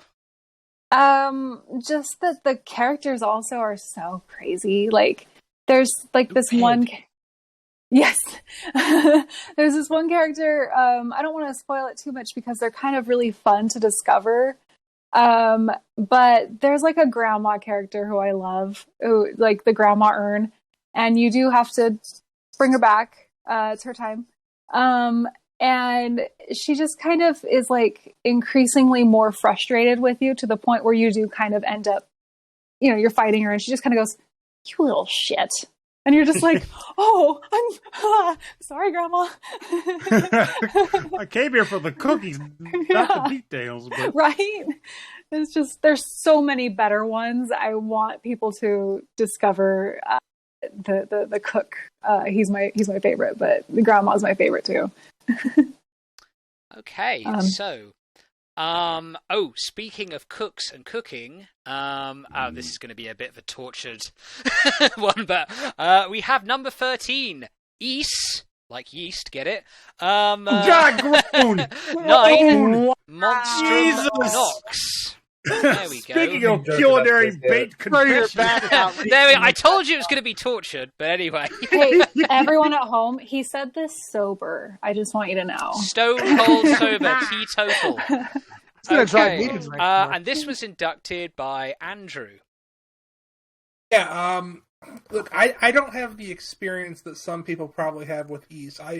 I played the original on the TurboGrafx 30 years ago or 25 years ago, and I've touched a couple of them over the years. I played 7 on PSP. I played the Vita one briefly. I didn't get super far into it, but 2021 was a great year for RPGs. We've already talked about the Caligula Effect.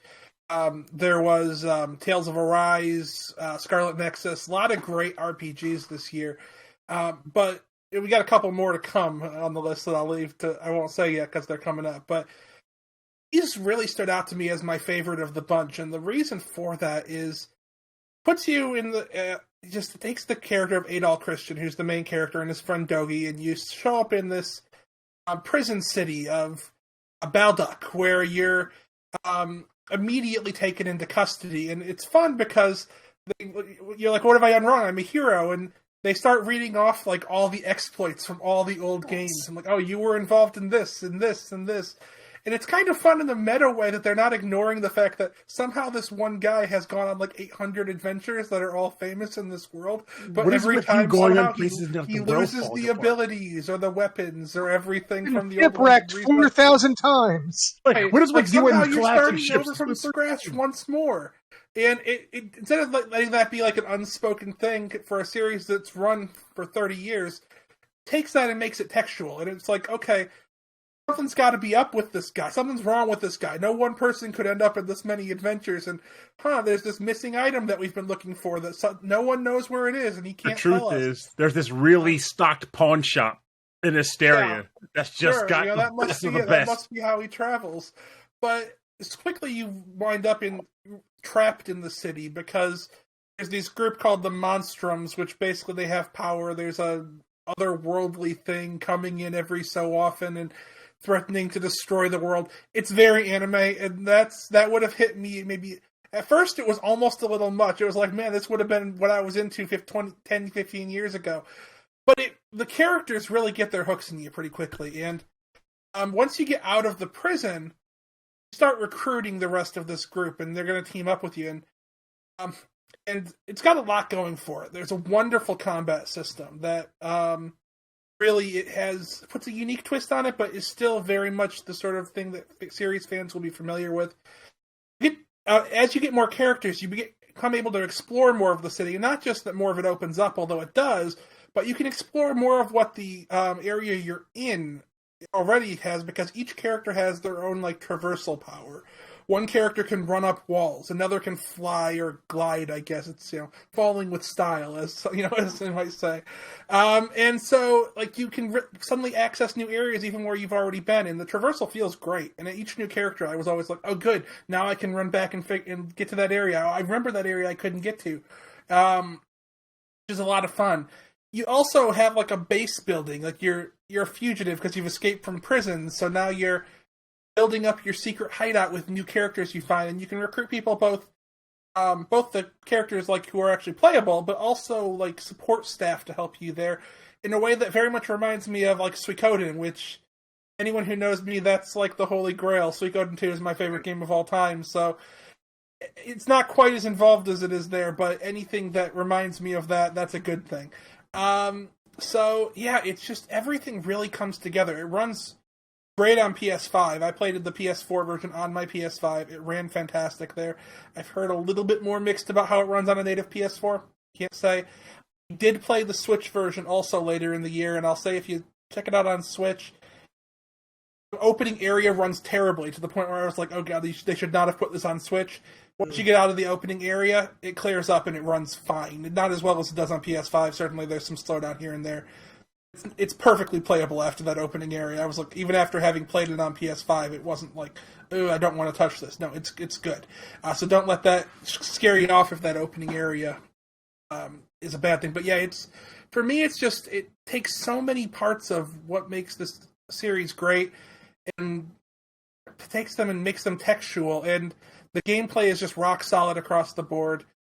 It's my favorite action RPG I've played this year, and I've played a lot of good ones. I have to say, I'm a little taken aback about you talking about an East game, and you haven't mentioned the soundtrack? Soundtrack's great. It's interesting, though. It's actually not the best East soundtrack, though, I will say. It's good. The music's good, but I actually don't think it stands out quite as much as, some of the past soundtracks from Falcom and stuff like Legend. I'm a big fan of the Legend of Heroes soundtracks. Right. It's interesting. It doesn't really hold up to the best of them. It's okay. Falcom did a concert mid this year actually that I tuned into in the middle of the night because they were going to do some announcements, and they played some music from this game, and I was like, oh, they're going to do they did one or two songs because they felt like they had to because it was their most recent game, and then they moved on because there's a lot better music they could play. Absolutely, that sounds interesting. It's okay. Because there was because when I started playing Ys 9, I was I get to the habit where I gotta go listen to the OCs on YouTube or whatever, and there is this massive contention of folks who don't like. I keep getting this name where it's Sugisuma or something like that. Francis probably knows the name in full, but the guy who composed most of the trash is this is just not good. This is just him getting experimental. I'm like, what? No, it's rocking. It's rocking. It's a good soundtrack. I don't think it's a great one, but it's Sunshine good. Coastline is still one of my go-to songs. Oh, that's peak. That worked out I'm ever in. So good. I'll say this is on the Ys series in particular. It's just on my bucket list of things to do. I own. Take it out of the bucket. Put it on the table. I'll say the problem is I've got that Shantae, some Senran Kagura, some Nep to get through. But it's all of them. It very well might. It's one of those that I need to get to this, but from what I understand, everyone has said that these games are fantastic in general, and it's by Falcom, who has been in this business for a very long time. And you guys all say, the soundtracks Falcom puts out are really kind of top tier, up there with almost anyone else. Without a doubt. I'll give you this. Mm-hmm. So, if time is your concern, because every game you named before that, they're all long games. If you are not averse to retro games, as in games that came out back in the day, I recommend playing Ys Chronicles on PSP or Steam if you can play it on there. Or the aforementioned Ys Book 1 and 2 that was released on the Turbo CD, which you can play on the Wii Shop or just emulate it. Because there is an Xbox version of that, I think. Oh, it might be Chronicles then. It might have been a release of Chronicles. That's one of the ones, like I said, that's where I was going to maybe jump into at some point. It's just one of those things that it's like, it's on my to-do list, but but I have been buying the games at the very least, kind of I'll say my mortal sin in the ass, because I do want to see more of these come out, because they are, from what everyone says, great games, and from at least listening to you guys talk about, I feel more confident that at least I bought this as opposed to, and I'll be honest, there are some Compile Heart games I have bought that I later went back and got to and went, man, I really regret giving them my money. I've been there too. I feel you, buddy. This isn't one of them. This is well worth playing. Yeah. I can't wait to hear what you think after you get your first yeast infection. Just let me know in advance, though. Maybe I should give it a go sometime. It's good. Just know it's a quick game. It's got bump and grind mechanics. Just know that. Well, let's get on the fast track away from yeast infections and bumping and grinding. Nothing wrong with little bump and grind for now. I hear you. On to number 12, Forza Horizon 5, inducted by Chicory. That was good, wasn't it? There's a lot of bump and grind in Forza Horizon. So, and I will say this, it takes a very good racing game to earn a place in my top 3. But this has easily knocked out quite a few contenders for racing games, and I cannot stress enough that this is probably the most gorgeous game I've played in my life. It's so good. Even running on a 1080 Ti, I'm not even running 4K, and this thing looks photorealistic. If you have ever wanted to race any car, the selection of cars that Forza Horizon 5 offers is so vast that if you could think of any one car that you're like, even your daily driver, it is probably in there. It is probably hanging out somewhere in there. I think they said it was over 600 cars, somewhere around there. And I cannot stress enough how much fun it is to play on this game, because Forza Horizon 5 takes place in Mexico. Honest to God, and this is going to sound awful, but I always thought that place was nothing but desert. I thought it was just nothing but stretches of sand as far as the eye could see. It shows off some of the most luscious jungles and forests. When you take your vehicles, you could get your car, paint it up all pretty, put all the upgrades on it, and with the feeling of racing down those beautiful, stunning vistas with your favorite car is a sight to behold and not something to be taken lightly.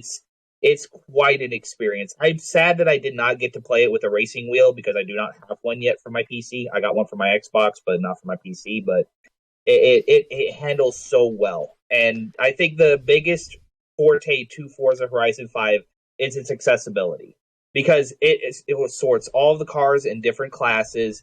It sorts them by, are they rally cars? Are they drift cars? You have a lot of accessibility in terms of, I think they even hired a sign language person to do sign language for people that can't hear. So you have everything you need if you want to race at all. It will let you work this game to be manageable for you. You don't have to go by, it has to be the most realistic thing ever, otherwise it's not a real racing game. Well, if you want realism, you can turn off all the safeties, all the things that help you, like the rewind and the racing lines. You want the most realistic experience you can get, you can go for it. If you want realism, just go outside, I kid you not.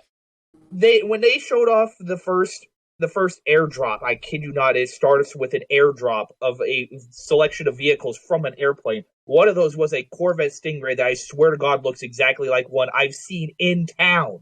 A 2020 Corvette Stingray, and I swear to God it looked just like it. I could take a picture next to it and put it next to a picture of the game and almost not be able to tell the difference. Yeah, I'll say the Forza series in general is pretty famous for that. I mean, it's a direct competitor with Gran Turismo in that way. Yep. But Horizon, I haven't played the 5th one. I've seen a friend play through the opening bit, and I was going to ask about, what your reactions were to that bit, because those airdrops shows off a lot of the different environments you were talking about. Yeah, it starts off near a snowy volcano. You get to take a rugged 4-wheel drive vehicle, go race down the volcano. You get to go for a Corvette Stingray ride straight down a desert highway. It shows itself off in the most stunning way possible. I opened that game and was like, this is going to be a top tier winner right here, and it is firmly cemented a place in my top 3 favorite racing games of all time. I'm pretty sure there's like 11 different biomes, and that's just a staggering number for a racing game. And the customization is a big thing in it. If you want a custom skin on your vehicle, my God, the selections. And yes, there are weeb libraries. Oh yeah, if it's anything like 4, you got there is literally like a Yomi like Senran Kagura skin I have on some of my cars in 4. So they're there. When I got in there, I told myself the first thing I wanted to get was my Lamborghini Countach because that's my go-to vehicle. It's been since the earlier Horizon games and Forza in general. I got that and found a Hu Tao skin from Genshin that all my friends now lovingly call it the Countach, and that is my go-to vehicle now. Now, is it possible to drive a vehicle composed of milk crates attached to some inflatable tires and an engine that you just put in the lead crate? Because that would be my go-to car. We don't have that yet, but we do have a 3-wheeled vehicle that is probably the most absurd thing I've ever seen driven on a road. But you can, if you want a 3-wheel vehicle, that's probably going to tip over when you drive it. There you go. That's my car. There's just so much variety here. There really is. Is that more tip overable than what was that? Those little like mini cars from? Did you ever play Reliant? Yeah, I think it was that from like 4, where you had to actually do a race for an achievement in one of them, and they would just flop over. Yeah. Yep. I think that was the Robin Reliant. Oh, God. And it's not lying. He literally took a penny farthing to my house last weekend. God. But very debonair.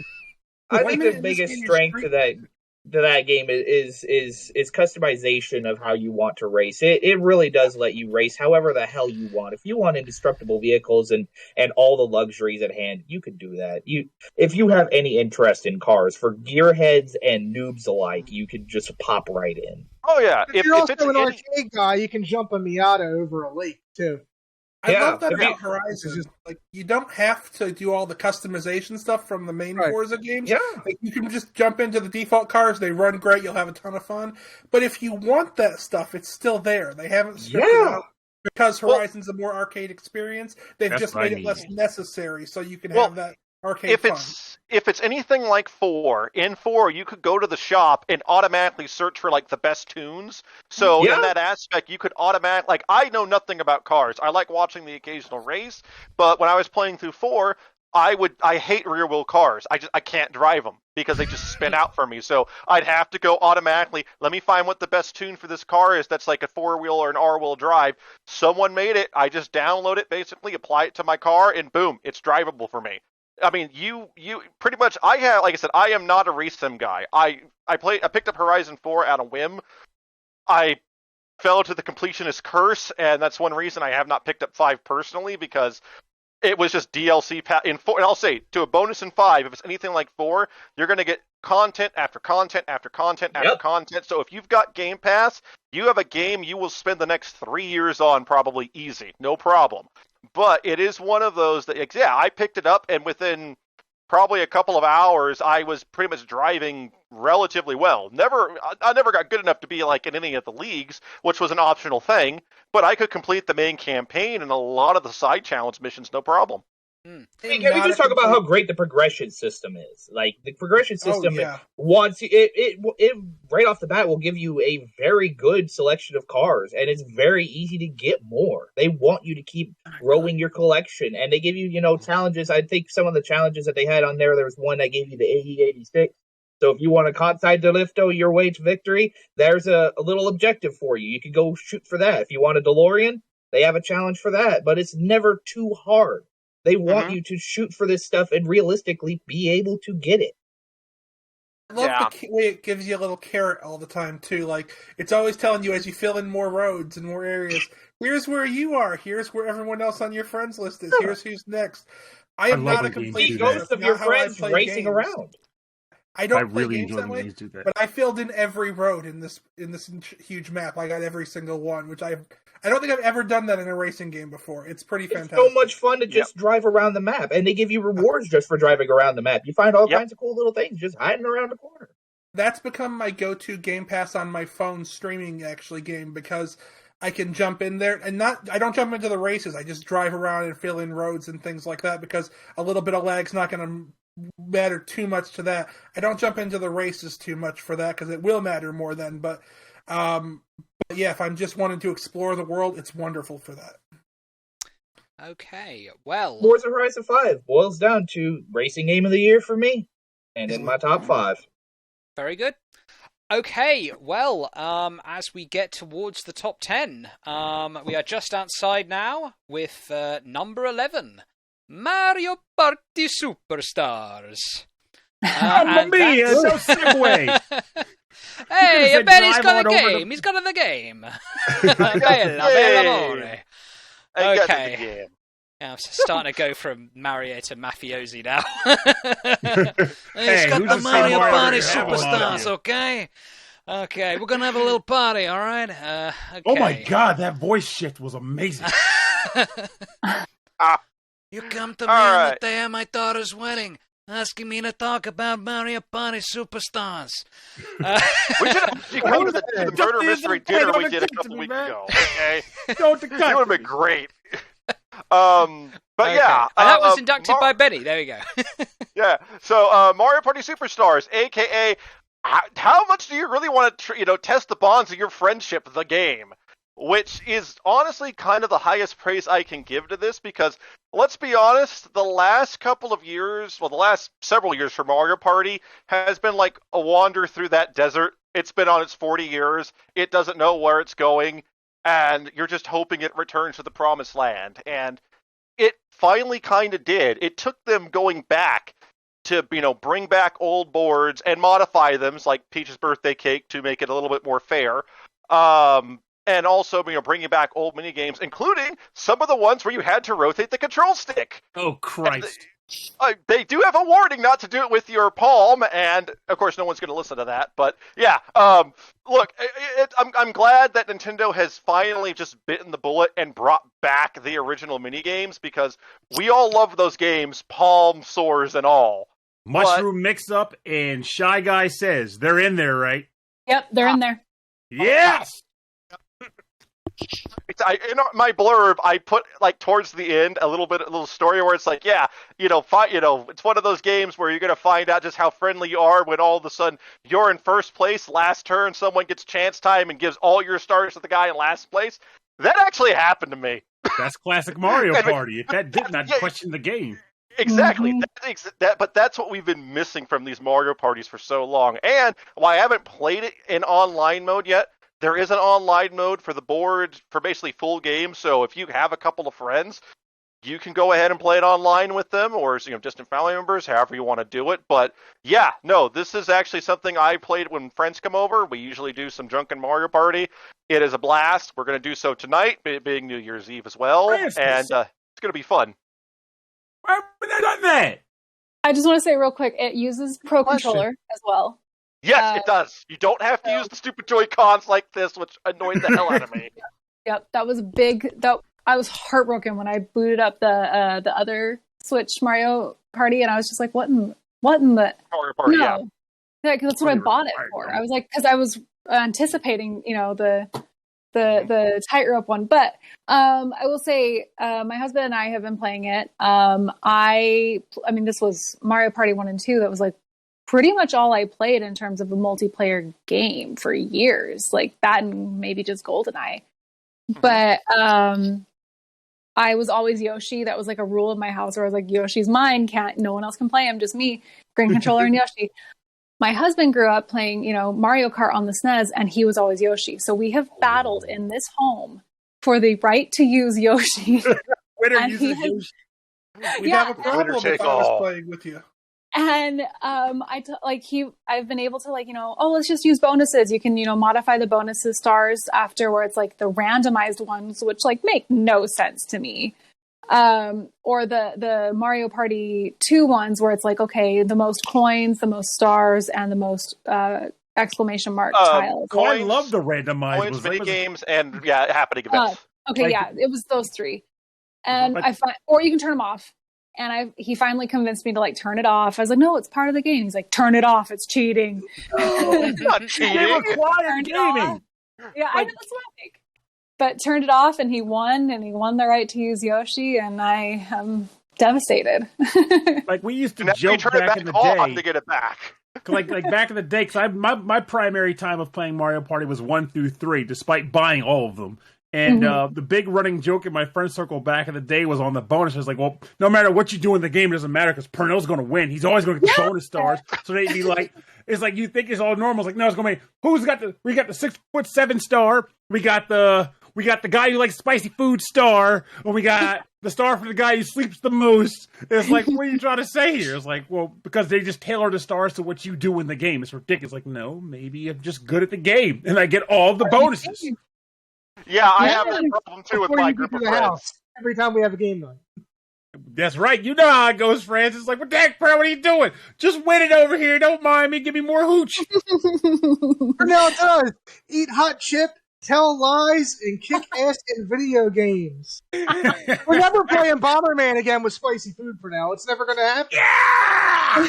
He literally made me throw up with ghost pepper gum. Oh, dear Lord. It was worth it. And the real explosion came out of Francis's rear end later that night. Anyway. Wasn't that the same night we cracked open those 30-year-old packs of trading cards with gum and we chewed the gum? Yes, it was. Dudes know how to party. That was sounds also very loser chews gum. Seems like a bad idea. Sealed. Decades sealed, I see. Yeah. Was there just this musty smell when you opened, just like... It had you had some too, right, Purnell? It had the it was loser chews. That's it. No, I think I did get some later, but initially it was like we played a game and loser had to chew. It's like Pepto-Bismol and chalk. And it dissolves in your mouth. Like, it just dissolves. It becomes like a powder in your mouth. No, it doesn't dissolve. It putrefies. It was like snacking on bone meal. It was the absolute worst. But I probably have like cool necromancer powers now, so it was so worth it though.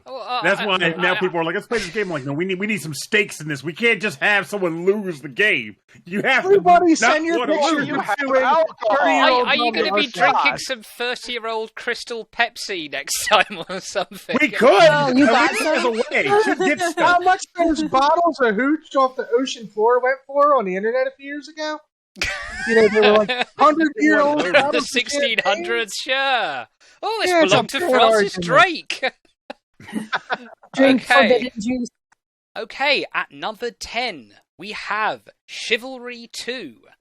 And I believe our dear John has played it. This was inducted by, possibly by Mark Delano, but he's not here right now. So, John, would you like to tell us a bit about Chivalry 2? So first of all, Mark, he's not dead. He's still with us. He's not dead, as far as we know. Oh God, this morbid. That's a relief. I played Chivalry 2, and I played a bit of Mordhau actually as well, which is very similar to Chivalry. So for those that don't know anything about Mordhau or Chivalry, let me just put this to you: like Battlefield, right? But in a medieval era. Right, so there's no helicopters, there's no tanks, there's no RPGs. It's just you in chainmail armor, bowling up to people and putting a claymore through someone's head, putting an axe through someone's head, or being a little weasel and hiding in the back of the map with a bow and arrow, picking people off, from range. I think for me, Chivalry is it's just dumb fun. There's nothing, it's got like a very high skill ceiling. I think if if you really apply yourself, you can go far and be really tremendous at the game. But I think it's got quite a low entry point as well. So you can go into the game, you can do the tutorial, which is actually quite lengthy, by the way, and you can learn the fundamentals of the game and get a good feeling for it. But really, after that, what I found worked for me and what I enjoyed the most about the game was I just got straight in there and I just started chopping people's heads off with a sword. I played it with I got a group of friends that I play with on these sort of games. We play Rainbow Six Siege and other competitive games like that, and this just kind of was like something for us to just kind of unwind on and just have a lot of fun. It's got a lot of, I think, standard team deathmatch modes where you just have a big brawl and chop heads off and so on and so forth. But then you've got more objective game mode. So just going back to the Battlefield comparison, if you've ever played a game mode on there called Rush, It's basically like you have like a big meta objective, to kind of achieve, which is like on one of the levels is like kill this nobleman, and like to get there you've got to go and like I guess like sack this village, like when you're defending against like 32 other like players who are all running around like headless chickens.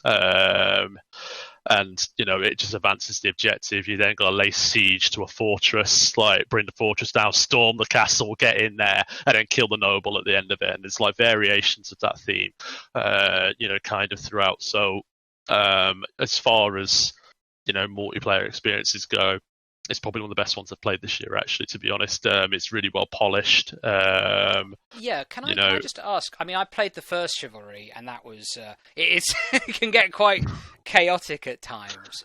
I mean, how would you say Chivalry 2's changed from the original?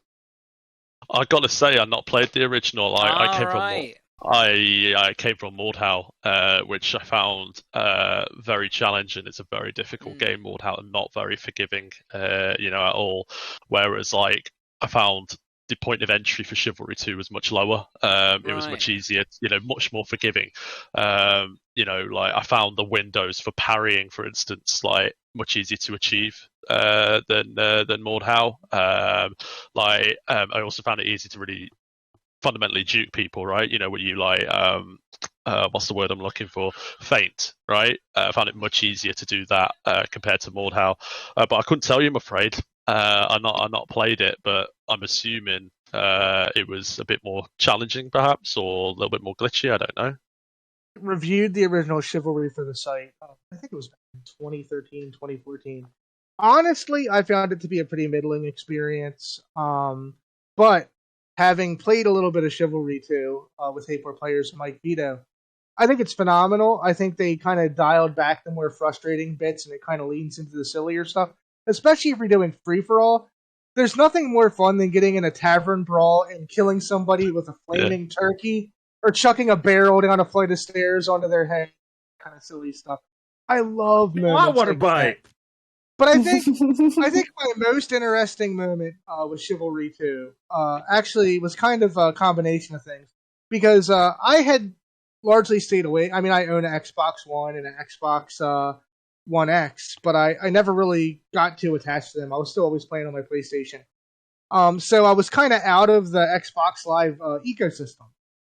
I found, upon playing Chivalry 2, that it's a very different camp. When you find the guy with 47 kills named the Dong Smasher, followed by Vader Footlove and Tight Butthole Boy, you're in a whole different Are those your alts? Yeah, those were literally like I'll never tell. Those were the top three. It was incredible. Must be very good at the never game. lived Sorry. until you've been kicked repeatedly to death by a guy named Vader Footlove. Like, well, I mean, he's putting his foot to use because he loves it so much. He loves it so much. But yeah, they're a really weird, perverse crowd, and they only added to the silliness of the game. On that note, yes, they tend to gravitate towards chivalry, and that just goes to show how much sillier this entry is than the rather dry original Chivalry. At least I feel that way. Right. I definitely agree. It's a very silly game. Right. Very silly game. Vader loves feet, and we love Chivalry too. Oh dear.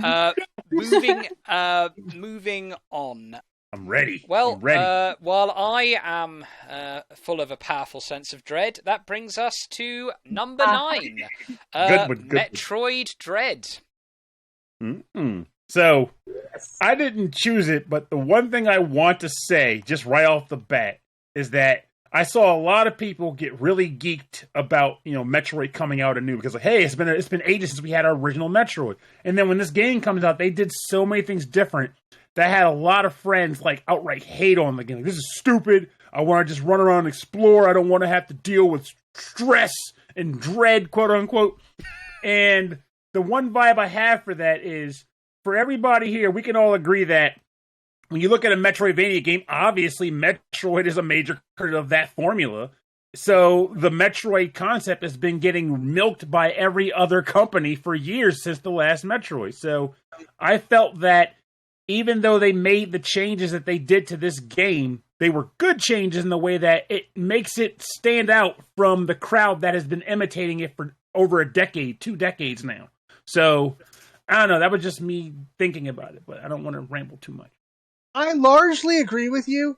My only real gripe is I couldn't stand the Emmy encounters. They were just too formulaic. You always had the same damn thing, essentially killed them in the same exact way. That whole rinse and repeat nature was a huge turnoff for me. Thankfully, the boss fights were phenomenal. So those made it easier to overlook that. But for as much as they hyped up those Emmy encounters, I think they were the weakest link by far. I liked the running from them, but not so much when it was time to finally take them out. That's interesting because that's one of the reasons I haven't played it yet, but that's one of the reasons I bought the game because the Emmy encounters look like they'd be interesting. So I'll say I'm not banking on the game itself to completely rely on that to sell me. I mean, look, A, it's a Metroidvania game. I sort of like those. And B, it's friggin' Metroid Dread, the game that was never supposed to be and suddenly came. So it's like, that's why I honestly bought it. I went, wait, this is happening? I'm definitely giving in my money because that's kind of ballsy. But as a whole, does the rest of the game sort of hold up pretty well? Or Without a doubt, it's phenomenal. It controls amazingly. It feels super tight. The map design is unbelievable, and it does the traditional Metroid thing of, you have powers that allow you to access new areas. It's very non-handholdy in a way that modern Metroidvanias usually can't manage. Even like the last original one we got of these Fusion was very handholdy compared to the past games like, Metroid 2, Super Metroid and all. This kind of rolls it back. There were times I was completely lost. I had no clue where I was supposed to be going. And I'm down for that. But you really have to explore and think about how you can use your newest power. And, it's usually going to be the newest power you acquired is how you progress. But you have to really think about it sometimes. Think about the environments and think about the world. The boss battles are great. Even mechanics I haven't liked in the past work here. Like the Metroid 2 remake a few years ago brought in the counter maneuver, which when I played that, I hated. Really hated. I couldn't get through the Metroid 2 remake on the 3DS because I couldn't stand that counter timing of it just fell off. But here they've adapted it so that you can use it on the move, so you don't have to stand still and freeze. And it completely changes the way it feels to the way that it's now one of my favorite parts of this game. I love the timing and just the way it feels and the way it's used in boss battles. And it's a phenomenal game, I think. And I think I like the Emmys more than Francis did a little bit. The way they make you sort of panic that you have. And even once you get the beam that you're going to use to destroy them, yes, it's repetitive, but there are a couple of spots where you need a minute to charge that beam up, and you really don't have the room, and it really uses the environment well. You have to really think about where can I make my stand, basically. Where is the spot that I'm going to be able to get the time I need to charge up before this thing reaches me. A couple of the later ones, especially, you have to get a little bit creative, which in a way I liked. So yeah, it's a great game. I'll say that as long as you look at them separate from the typical boss encounters, it makes them a lot easier to digest. But man, going through those first 4, it was just like, oh, here we go again. But it's just that running. It's just that. But for me, it's like, even if I were completely enamored with the finally have the charged gun, I can take it out a bit.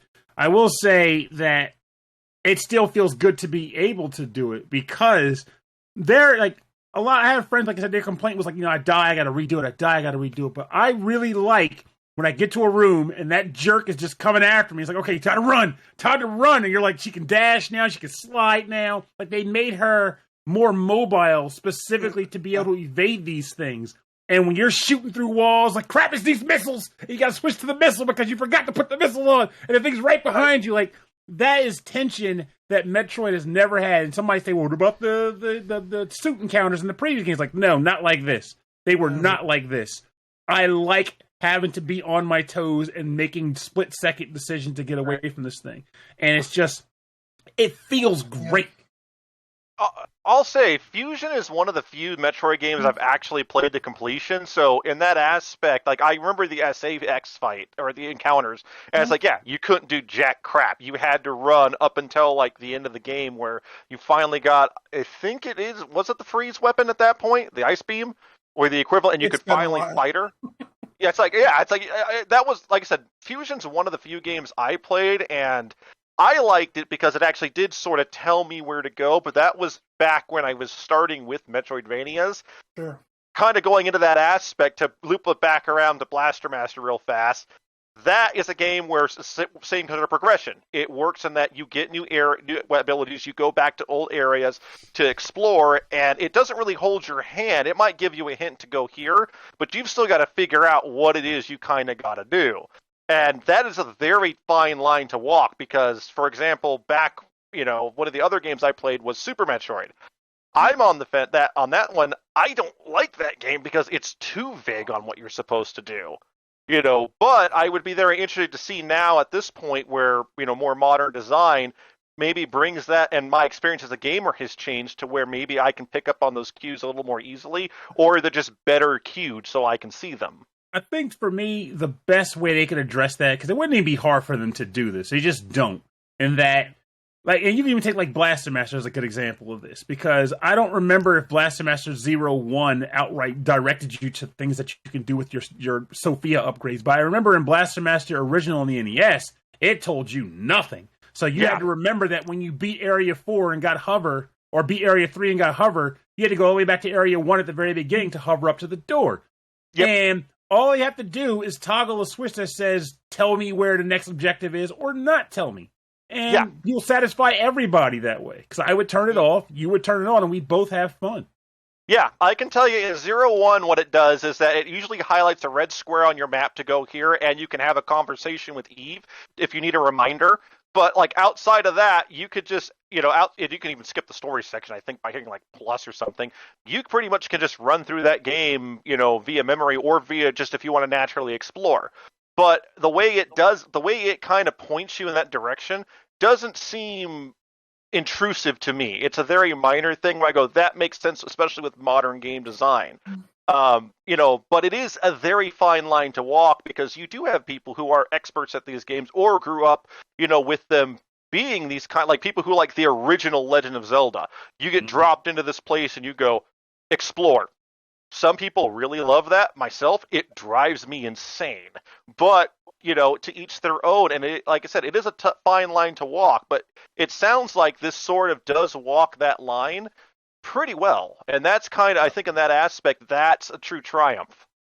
And I'll say, I think it really respects the player's time very well in a way that, like, this is a hard game. You will die a lot. Like, when the Emmys catch you, you have like a half second to time a perfect parry. Otherwise, you're dead. Yep. You missed it 95% of the time at least. But you never lose a lot of progress. You reappear like a door back. Like you lose like 30 seconds, which is actually one of my favorite things on difficult games. It drives me crazy. I mentioned it with earlier with one thing, but like it kind of drives me a little crazy when I lose massive amounts of progress, mainly because I have this giant backlog that I want to get to someday, and I hate losing hours of progress. I like when a game can give me that challenge, but also like I'm not going to then have to trek 30 minutes back to there to get another try at the same thing and see if I'm better at it now. Instead, it killed me. It made me work for it, but I'm coming right back to the same spot. I'm losing maybe 30 seconds, and then I'm back in trying the thing again. It also helps me get better at the thing, because I don't have to work for 30 minutes to get another try, actually. I can try the same thing over and over and over until I get it down. Yes. Whereas with some old school games, there's one part late in the level you die on, except by the time you get back there, you almost don't remember what it was, so you die again and again and again. Ninja Gaiden. Yeah, you don't have that issue here. Oh, son of a, Yeah. This respects the player's time in a way that I appreciate, and it's one of my favorite things about modern game design, and I think it works really well. I can agree with that. Speaking of respecting time,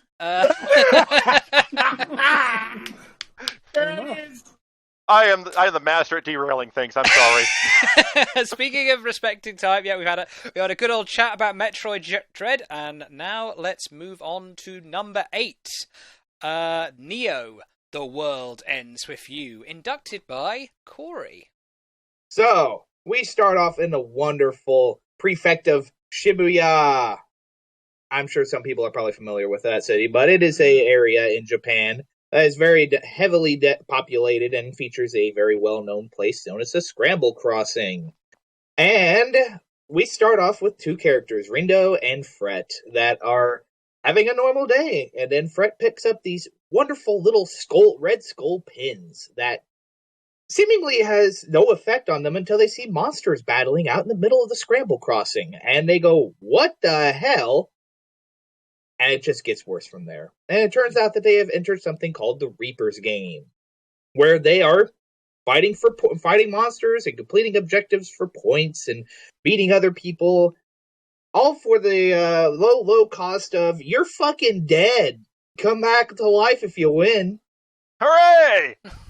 And that's the gist of it. I don't want to go too much further in because you start getting into a little bit more spoilery stuff. But we'll ask this quick question, though, because I don't think that's a spoiler, since it technically would be the beginning of the game, and you kind of stated a comment there already. So, given how the first game was, and how you end up in the Reaper's Game, they are dead at the beginning of this one, too, right? Like, the whole pickup pins thing. Yeah, there's some spoilery sort of things going on. One of the mysteries is they don't remember dying, but they are dead. So how did they get there? That's the big question. Man, that pancake house they should not have gone to. Oh. They are in a game that really they shouldn't be in, but that's why I was looking for. Yeah, because I can tell you just flat out, like this year, 3 games that were like my most anticipated in the last 20 years, and I'm not even making that up, all came out this year, some miraculous way, and they all made our list. Really? And this is one of them. So, yeah, that it is a big dose of bomb after bomb with the storyline for this, and that's why I can't go too much further because there is some serious stuff going on. And I will say this from the get-go. You're probably going to want to play the first if you're going to play this. I was about to alone early. In the early hours, it stands alone pretty well. Like, there's some things that maybe tie in, but I hadn't played the first one. I looked up. I played it a little bit back on the DS years ago, but it's been forever. But I jumped in and I played and for the first 15 hours, I felt pretty okay. Like, I knew there were a couple of minor references, but I was pretty okay. And then late in the game, there were some things that I'm like, man, I think I would understand that more if I'd actually played the original game. Like, I looked up a story summary. I had to fool you into thinking it's done things so differently that it can stand on its own. But honestly, this is a very intertwined universe. You're gonna want to see it. At the very least, play it there. The first one needed a sequel. If you really, really need to get the story digested and in a snap, the anime can get you caught up. That's what I've heard. Yeah, it's not the best anime, but it will get you caught up enough that you're prepared for Neo: The World Ends With You. Like the Wasn't there a remake of the first one that came out semi-recently? Yes, there was the original one, there was the remix that was on the iOS, and then they had the final remix, which was on the Switch. Okay, so if you were to pick up the final remix, is that... That is the most definitive of the versions that you can get. The reason I'm asking is because I am the poor soul who I've always heard these games are awesome, but just I've never picked them up. Yeah. Because it also has the New Day epilogue, right? Yeah. And the other one didn't have that. And that it does have some kind of important information that tethers the whole series together. So moving on from the story and the characters and all that, we got the combat, which I really enjoy the combat. It keeps a level of it's easy to learn, hard to master. I know that sounds cliche, but that's dropping it true as it is. It basically is an action combat game where you have pins that do different abilities, and these different abilities will also correspond to different buttons. So if you change pins, it may change the button on you. So you'll have to get used to where that button is and who is corresponding with that button, because all 4 of your members are doing pin movements and all this stuff in the middle of a combat, in the middle of fighting. So you're gonna, you can spam buttons and you can tone down the difficulty to where you can just mash buttons and win. That is absolutely not not a problem. You could do that. But if you really want the most out of the combat and leveling everything up and getting the most out of how you play the game, you'll want to keep track of who's doing what. Where are they right now? No, I do have a quick question related to that. So in the first game, the pins were all assigned to Neku. So Neku has 6 pins, and you switch between them with the controls. In this game, it's one Everybody pin per party member, right? 1 pin per party member, but everyone can use a pin. Okay. That definitely changes things up quite a bit just by that. Like I said, there was a lot of things that changed from the first game to the second game, but they still follow some fundamental rules. Okay. And some of the pins are very different from what they used to be. Like, there's one where you can lay bombs. There's one where you can make barbed wire, tripwire traps. Ooh. It gets complicated, and it can really start to ramp up the difficulty. It's like it should be overwhelming, but it never really is. It's a nice progression where they introduce just a little more and a little more and a little more. So you always kind of feel eased into it. So by the time you get to the point where you have 4 characters and you're doing all this at once, you've had enough time to get used to it that it doesn't feel like too much. Like if it dropped, and even if you switch pins, it's still still kind of have a good idea of what it's going to do. So you're not if it dropped you into a late late game battle early on, it would be overwhelming. But the progression, you'd be like, "What is everyone doing?" The progression's really well done here. I actually have one more question related to this, which is a big thing that I loved about the first game. In the first game, you eventually unlocked difficulties and the ability to slide your level up or down, and the lower your level and the higher difficulty determined how much better the drops were when you won a battle. Can you do that in this too? Yes, there is an easy, normal, hard, and I think they call it expert or extreme. One of the two, I can't remember. They have the four tiers of progression for difficulty. You can change it anytime. I will say the biggest pluses to this game, and I'm gonna go into gush mode a little bit here. The aesthetic and the soundtrack. The aesthetic is so just. It reminds me of Persona and Persona 5 in the way that it's so laid out in its own unique aesthetic, and it steeps itself in that aesthetic in this graffiti art, almost urban fantasy-ish sort of view of Shibuya. And it looks so good. The camera angles are a little screwy sometimes. I wish they would have raised and moved the camera angles a little bit more. But when you take in the city and these different aesthetics in full 3D, and coming from the first game into the second one, it makes you go, holy crap, that looks good. Looks so clean. I can dig it. Yeah, and honestly, the OST in the first game was good. So here that the second one followed suit, I'm sold. I'm happy to hear that it did what it needed to do. The soundtrack. Oh, the soundtrack. The soundtrack is so good. It wins my vote for the best soundtrack of the year. It's so catchy. And they bring back some old tracks to remix originally. And then when they get to important moments, they bring back the originals and it just, boom, impacts you. Like when you first hear Transformation show back up, it hits you so hard. It's like, oh man, I love that song. And even when you hear the remixes are good. Yeah. Yes.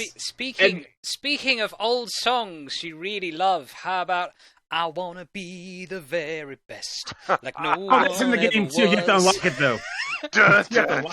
It is at number 7. Pokemon Brilliant Diamond - Shining Pearl. This was inducted by Kenny, and apparently this was something of a controversial one. Kenny notes this was controversial. Does anyone else think that to place it within the top 10? Okay, so I'll take this one off of the lead. So before I will lead off with just one, I guess, small meta joke, but let's see if I got this right. Shining, brilliant, maximum drive, platinum. I think Corey got the joke there, but anyway, well done, sir. How do I like you? You're welcome. So that being the case, here's the thing. I voted for this, and I am actually Gen 4 is the series that made me put down Pokemon. So let's kind of start with that. Intriguing. I played the original Pearl, and I really just got bored with it towards the end, especially with the absurd level curve. If anyone who remembers playing Gen 4, that was not platinum. Was rough. I'm in that cave. Oh, that cave. Oh, yeah. Made me angry.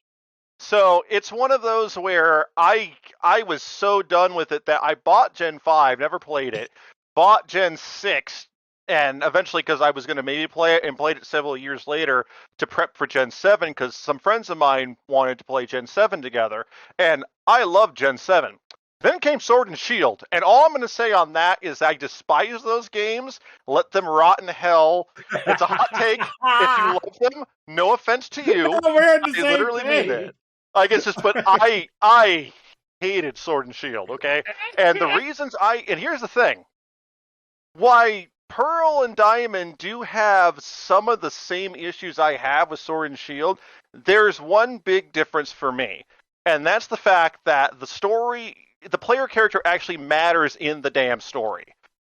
I play Pokemon. I'm one of these weird people I know who I play Pokemon for the story. I do play along with friends, but I like seeing the world and the journey the character goes on. And one of my issues with Sword and Shield was that it was always, there's this big plot over here that's happening, but by the way, you just be a good kid and go along your journey and get into this league thing. The adults will take care of it. When you're just sitting there going, I'm going to have to deal with this in the end, because of course I'm going to have to deal with this in the end. That's the point of Pokemon. That's what 10-year-olds do. Right. And then narrative 10-year-olds leave home, capture strange animals.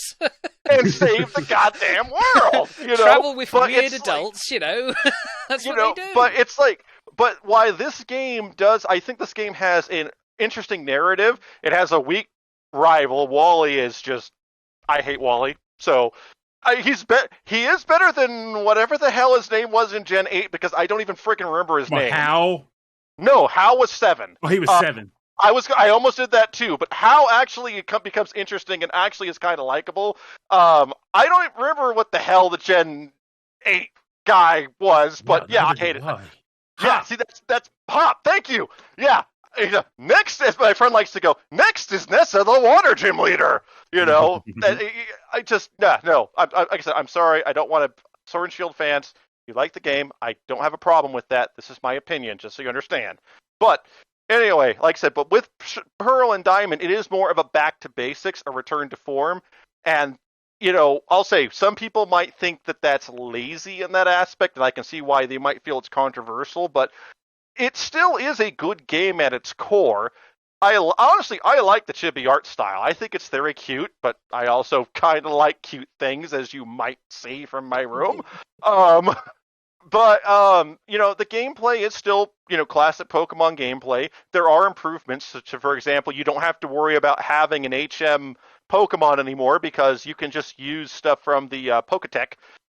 So as you earn your badges and at least encounter the TM that you'll need to use, you can just automatically use that from the, either by interacting with the particular item. So say if I want to surf, I walk up to the body of water, I hit A wild barrel will come by and let me surf on it, as long as I have the prerequisites completed.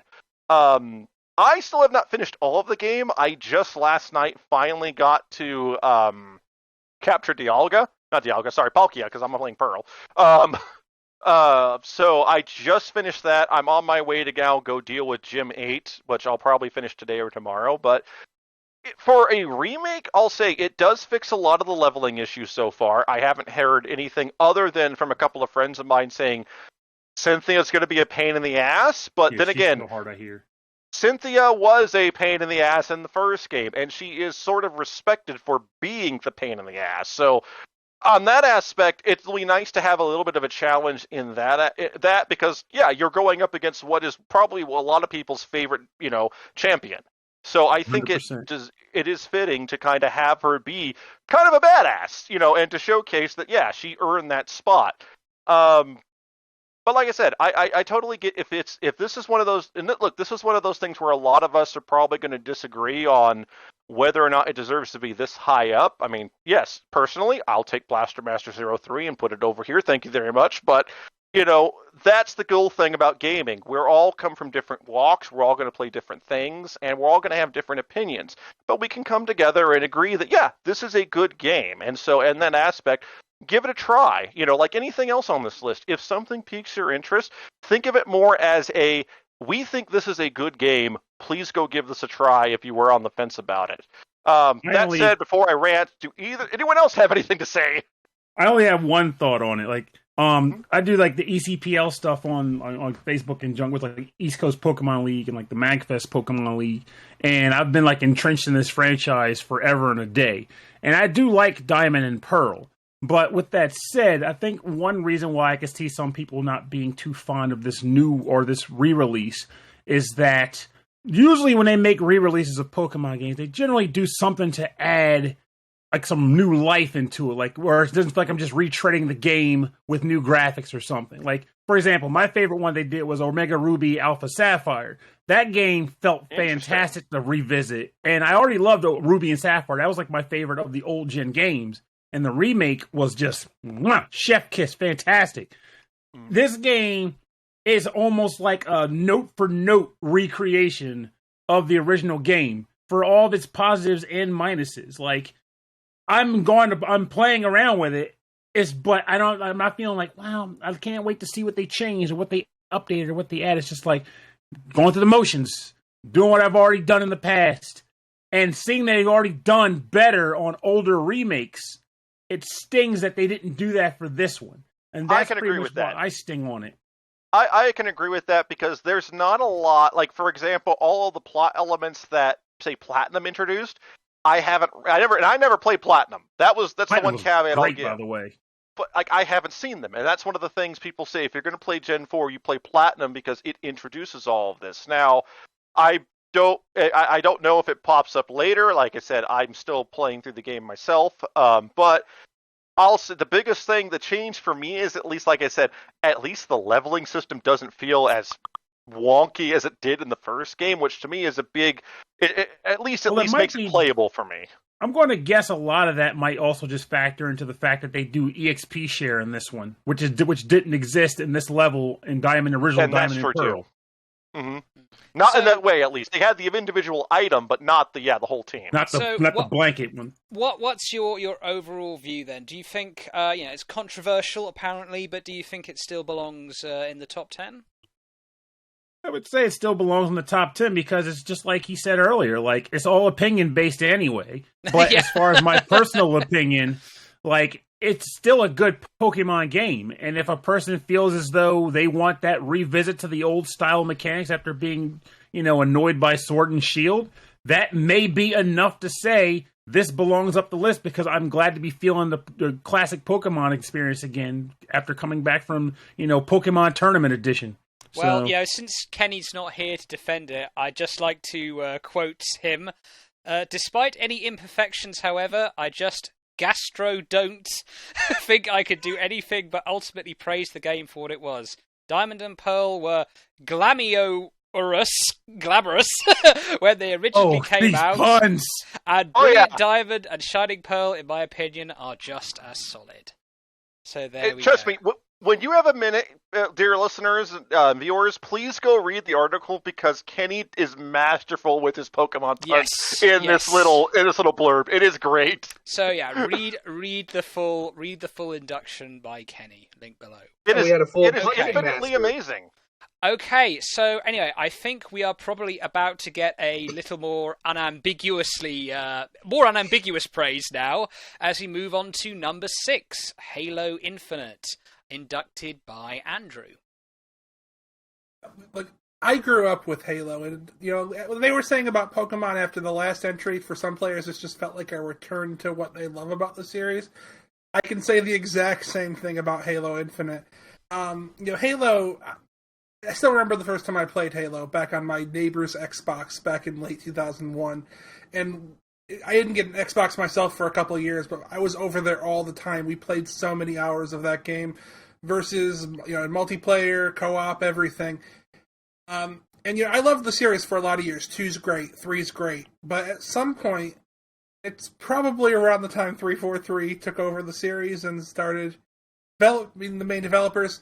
Halo lost something. 4 and 5 are not bad games, to be clear. They're perfectly good shooters on their own, but they don't really feel like Halo in that way that you want them to. Like I said, they're perfectly good games, but they're not great Halo games. And, a lot of people, I think, were expecting the same thing out of Halo Infinite. And the fact that it was supposed to come out a year ago and got delayed, and then some of the modes got pushed to next year. I think a lot of people were ready for this to just be a big disappointment and say, oh, they messed it up again. It's still not what we wanted.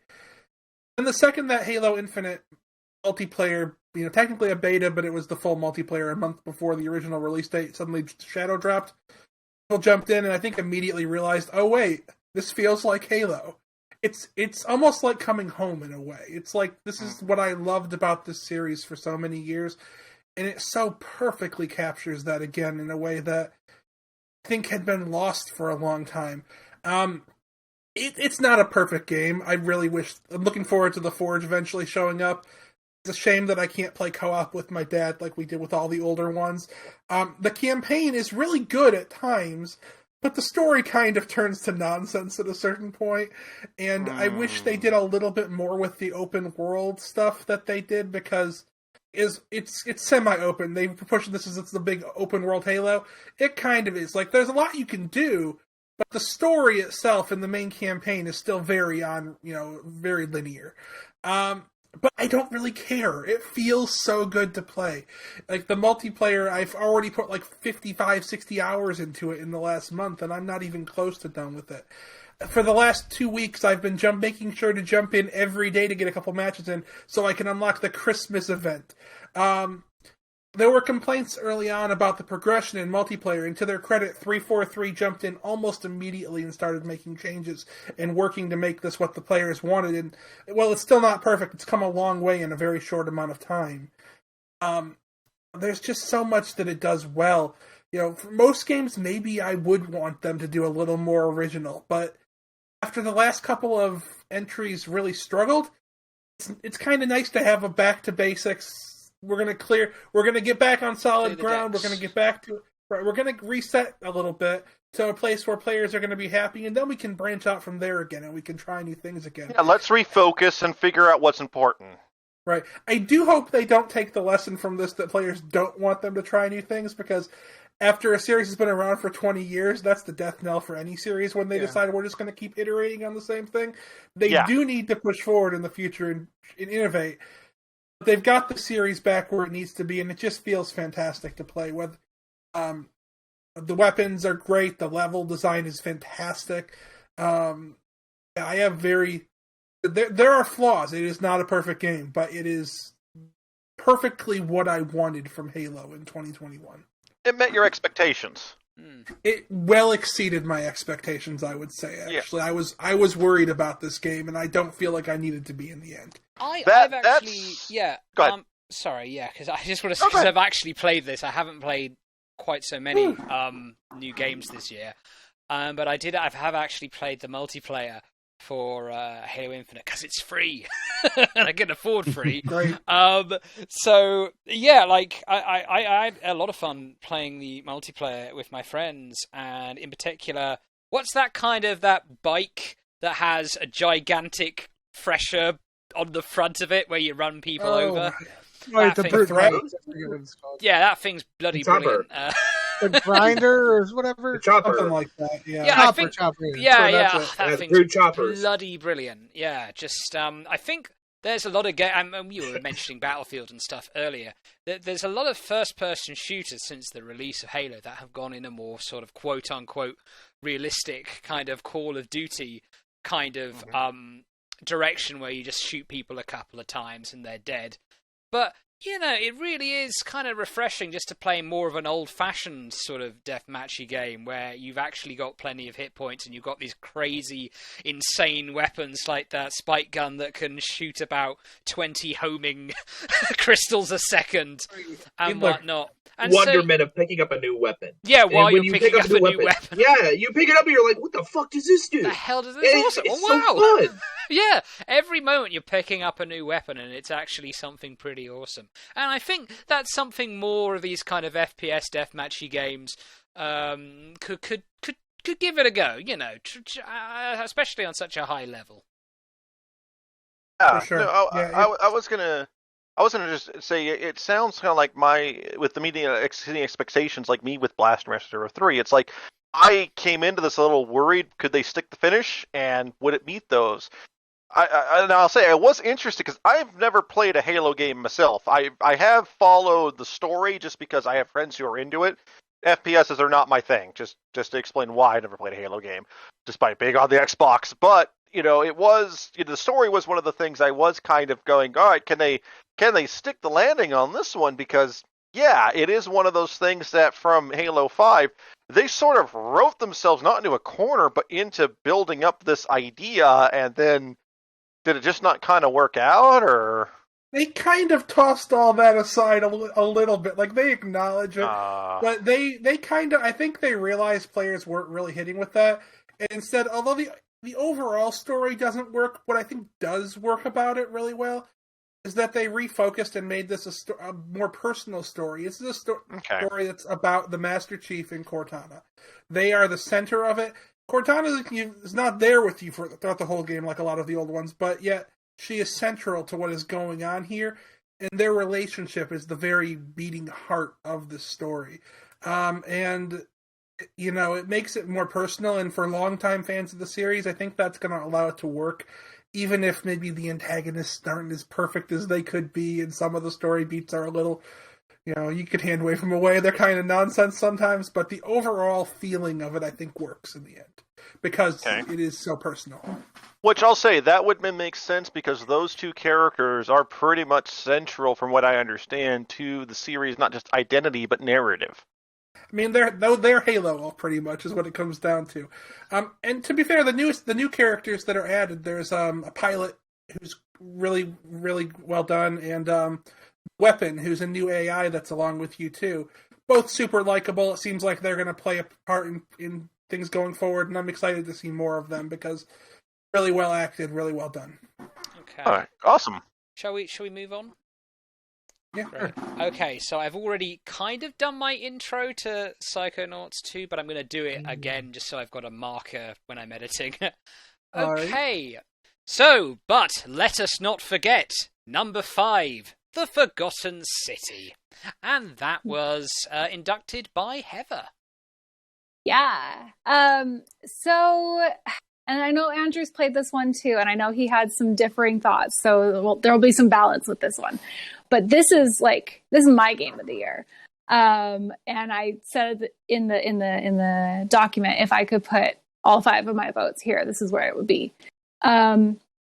To just kind of give a little bit of backstory on how this was developed, this was actually a Skyrim mod made by 3 people, and it was award-winning. I don't know how many mods have won awards before, but this one actually did. I forget the name of the award that it won, but I believe it was for screenwriting or script writing, something. So the team was like, let's make this a game. Let's do it. And they decided to take it out of the Skyrim universe and put it into kind of an ancient Roman city. But the concept, a lot of the dialogue, a lot of the characters, they're all very similar. But basically, the premise is you're washed up on a riverbank, and someone finds you, and she's like, hey, I found 2 guys, you and someone else, and he ran in to these ruins over there, and he hasn't come back, and I'm real worried about him. Can you go find him? And you're like, yeah, sure. So you go in, and you're stuck. You're in a city now, and you're trapped. There's no way to get out, and you're just like, okay, where am I? And so you start trying to figure out why you're here, and it turns out that everybody is stuck in this society. It's like this beautiful Roman era buildings, and there's no crime. There's just no crime here. It's a utopia. But the reason why there's no crime is because if anyone commits a crime, everyone will die. Whoa. That's the rule. The many shall suffer. Yep, the many shall suffer for the sins of the one. And so their ruler, the guy who they've just elected to lead, is kind of like, well, don't do anything, and we'll figure it out. This is how we're going to survive. And so as you kind of start unraveling, why you're here, who are these people, why is there this rule? Is this rule even real? You kind of start you start thinking about, okay, well, what constitutes a crime? Like, yes, murder, theft, those are crimes. But price gouging, like if someone has life-saving medicine that they need and they can go buy it, but for like way more money than they'll ever earn in their lifetime, is that a crime? Watch out, Martin Shkreli. You're in trouble. Right? Is tricking someone into signing a contract that they don't know the terms to and realize that they are now in essentially debt bondage or slavery. Is that a crime? Is someone who is mentally incapable of understanding, right from wrong, like, they don't know that murder is bad or theft is bad, and they commit that crime. Was that really a crime? And, or like, there's one character who has completely removed themselves from this society. They're a hermit. They're living alone. Do you need other people for ethics to exist? Do you need a society for ethics? It's like, it posits all these things while you're in the middle of, unraveling this mystery, which, by the way, is a time looping mystery. If you die, if you commit a crime, everything goes to shit. And you have to go escape and start the loop over again. There are 4 different endings. The 4th ending is one of my favorite endings I've ever seen in a video game. Some of it was a little cliche, I will give it that, but it wrapped it up wonderfully, and loved the ending for the people. Yeah, really loved it. Beautiful, especially if you love like ancient civilizations. You're going to get a kick out of it. And if you like Skyrim, it's like playing Skyrim, just combat optional. They say that, but it's not really. There's not a lot of combat, but there's a couple of sections where you definitely have to fight. But it's rare. There's only a little bit of that. So if you're not super into the combat... Muted. I did mute myself, my bad. But yeah, if you're not super into the combat, it's not gonna ruin the game for you. But no, I was really fascinated by everything you were. There's so much interesting philosophical questioning going on here. There's so much... the loop mechanic is really well used. Like, I love how at times, you actually have to do things that are gonna mess things up, or at least it's definitely the path of least resistance. And you're gonna have to start a loop over and just, I'm gonna learn some information based on this loop, go forward. I also loved how I talked earlier about, games respecting your time, and I love how each new loop don't have to do everything you've already done. Yes. There's a character waiting for you when you come out of the loop, and in the first loop, he introduces himself and gives you a little overview of where you are and what's going on. Every time after that, you cut him off almost immediately, like, yeah, I know. Here's everything that you need to go do for me right now. Trust me, go do all these things and handle them for me, so I don't have to do them all again. He does. It's great. My only complaint was the ending, which I don't want to spoil anything, so I'm not going to go into any depth. But after a game which had so much interesting philosophical questioning, I found the ending a little unsatisfying. I felt like it was maybe a little too easy, almost. But, it's overall, I really enjoyed my time with the game still. I don't want to come across like I'm against the Forgotten City. It's great. I think it belongs on this list, absolutely. No, I would say remember. Yes, it's a city to remember. Absolutely. I'll say for myself, the key words you said there were kind of a theme we've had this whole podcast, philosophical and ethical. I mean, a lot of games this year have really kind of had that. And I'll say the idea of, what is a crime, etc., is even something we struggle with today in modern society sometimes. Like the great example Heather gave with someone who is not necessarily completely mentally cognitive or aware of whether or not they're doing. Gameplay-wise, the closest thing I can think to, and maybe Corey, you can understand where I'm coming from this, is Neptunia Mark II, Conquest ending. That is a lot of people hated that ending, and I won't go into details as to why, but for me, it was one of the best pieces of game writing I've seen because it is actually a really interesting ethical and philosophical question wrapped into a really dark and depressing ending. I had to Google that ending, and it was good. Yeah, it's one of those where if you like that type of ending, this sounds like it would be something that's right up your alley. And now another game to throw in my list of things to buy, yay! But if you did like the Forgotten City, maybe check out that. Maybe look up the Conquest ending too for Neptunia because they seem like they're kind of similar in that execution. Yeah, what I liked I liked everything about Forgotten City, and that's why I had said, like, there's someone here who can provide some balance, because there are some, like, I didn't have a single complaint, but I know some other people, like, maybe didn't love combat, or I think some people had pointed out issues elsewhere, but I just thought, I'm such a sucker for ancient history, like Greek and Roman, so I was like, oh, this is my game, this is it. But cool city. what I found probably the most fascinating was there are people, as you come to know the people, they come from different places, maybe even different nations, different groups, and their ethics kind of contradict each other sometimes. Like, there's one character, it doesn't spoil too much, so I'll just say it. There's one character who's gay, and there's another character who takes issue with that and says that I don't believe in that. And, they eventually, they figure it out, and it ends well. But it does bring into question, like, okay, well, what is morality then? If morality is constantly shifting, where can we stake something in rock and go, this is actually like a universal rule? And I love that it asks that. And then bonus, it does kind of allude to current times, where they're like, isn't it a little concerning that your continued existence relies on the other people doing what they're supposed to? And the line goes, well, yeah, I've lived through a pandemic.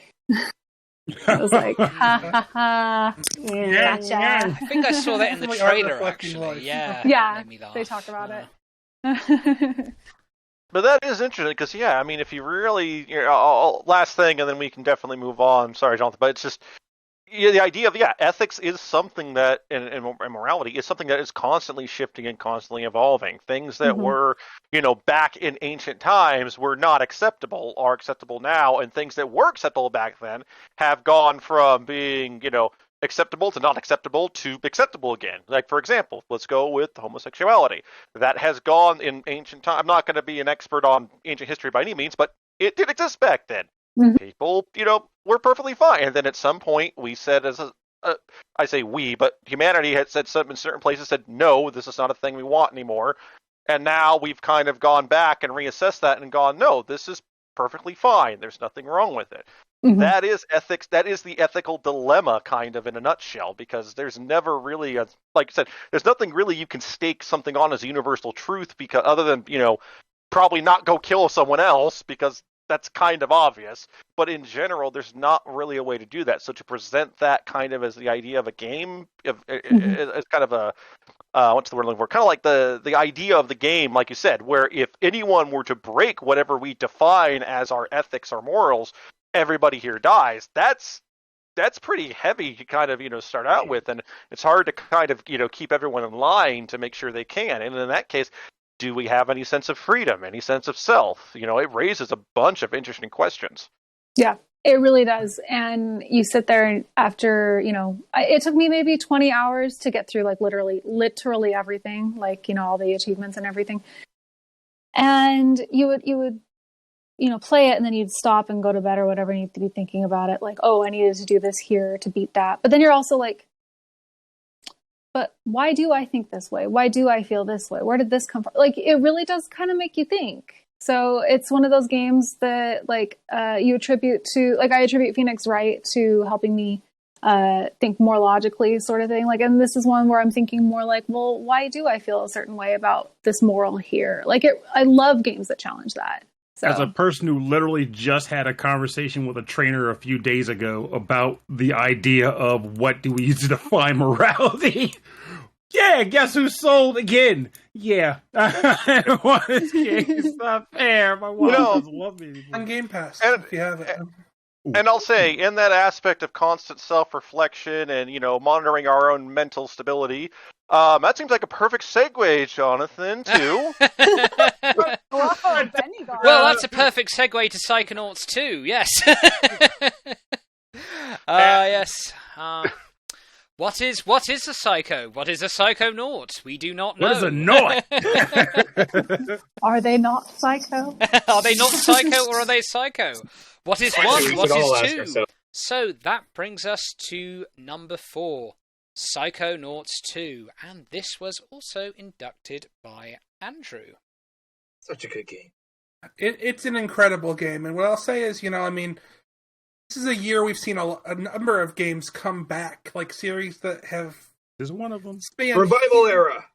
Huge eras of time. Like, the original Psychonauts came out back in 2005. It's kind of crazy that a game that came out in 2005 wasn't even that successful in 2005. It was a cult thing. Has somehow managed to get a sequel in 2021. You can thank Double Fine's success with Kickstarter and things like that for this even being a possibility. But I'll say, what I love about this game is that it's, in a lot of ways, it is a throwback, but in other ways, it's very modern, too, in a way that's, I think, kind of wonderful. It feels like the sort of action platformer we all played back in the PS2 generation. These things were everywhere. You couldn't turn your head without finding one. Yeah. And although there's been a bit of a comeback in recent years, for a long time, these games pretty much ceased to exist. We didn't have a lot of them during like the early Xbox One, PS4 generation. But they're coming back with stuff like this and Ratchet this year and things of that nature. Mm-hmm. What's great about Psychonauts is that, you have this wonderful story and these wonderful characters. Many of whom came back from the original game, but many of whom are new to Psychonauts 2 as well. Have wonderful visual design that, every level feels different. Every level feels unique. There's one in particular that takes place during like a psychedelic like rock concert. Oh, the concert level! I love that level. It's going to stand out to me as one of my favorite levels I've ever played in a video game. That will stick with me forever. Playing a Rush soundtrack. Yeah, it's unbelievable. Interacting with basically a Pink Floyd album. The level design is so consistently creative and different, and every level in this game feels like it could be from a different game, yet at the same time, somehow they also feel like they fit in the same game, which is really a hard needle to thread, but the team at Double Fine nails it. On top of all that, the mechanics are just so well done. I'm not saying it's the best feeling platformer you've ever played, but Double Fine, that's been kind of their Achilles heel with some of their old games. They always have creativity, they always have wonderful characters and stories, but some of their games just play okay, and they don't play that great. They're fine, but they're not great. Psychonauts 2 plays great. Raz feels amazing. Like, he's got so many different psychic powers that you unlock throughout the game that let you do so many different things and approach situations in different ways. The actual platforming is really well done here. It just, everything really comes together with this one. The soundtrack is phenomenal. It's really a wonderful game, and it's wonderful to see something like this actually get to exist after the original Psychonauts ended on a cliffhanger 16 years ago. This game shouldn't. Between this and The World Ends With You and a couple of other couple of others we've talked about today, this is a game that shouldn't exist, and it's wonderful that it does. This, Neo, and a future game on the podcast are the three I was talking about earlier. And the thing about Psychonauts, the first one, and in a lot of ways this one as well, that I really like, is that they work this in a way where even the villains aren't really villains. They're just different. Misunderstood, and you kind of got a real depth of lore and character building that they got going on that makes them feel authentic. The main villain has done some terrible things. She's done some monstrous things. There's no getting around that. Mm-hmm. But it doesn't paint her as an irredeemable, a terrible person because she has done terrible things. Events in her life led her to bad places. She made bad choices, perhaps. A lot of characters in this game made bad choices, but that doesn't make them bad people, and it doesn't make them irredeemable. That's an interesting message in 2021, I'll say. There have been I think a lot of people can relate to that in some ways in 2021. Where you fall on that, I think it's going to differ from person to person, but these characters and seeing who they are willing to change, and that's why there's a chance for redemption. They're willing to make amends and really own up to what they've done, what they need to do to fix it. And that's an important moral. Like it goes a long way to, like, in my personal opinion, like if more people could have that level of discussion instead of polarizing it, it would make situations of this type of like malice, like, you know, like situations of merit and discussing, like, you know, crimes and situations more accessible, and therefore more, I guess they're likely to accomplish more by having those conversations instead of just going on the polarizing front. And I want to say that the last thing I wanted to mention about it that I really find was really unexpected, but I love, it's a slight spoiler, but it's not enough to really be dampening. It's the fact that, you know, the whole premise of the concept of Psychonauts is that these are individuals who have the ability to travel into the minds of people to fix problems and solve problems and things of that nature. And in the second game, they actually go out of their way to have an entire narrative devoted to consent to enter someone's mind. Like, I didn't see that coming, but when they did it, I was enamored with the fact that they went there for it. Because it makes a lot of sense. Yeah. It's like, there's it's a lot a of huge depth of psychology. There's a big depth of psychology with their character building and their world building within the character building. And the fact that meshes so fluently with itself is a fucking achievement and a half on their part. Yes. Yes. This game gives me hope for all the companies that have been bought up by Microsoft, because you can see in this game how badly Double Fine, a small developer who've been around forever and who I love, that they do their own thing.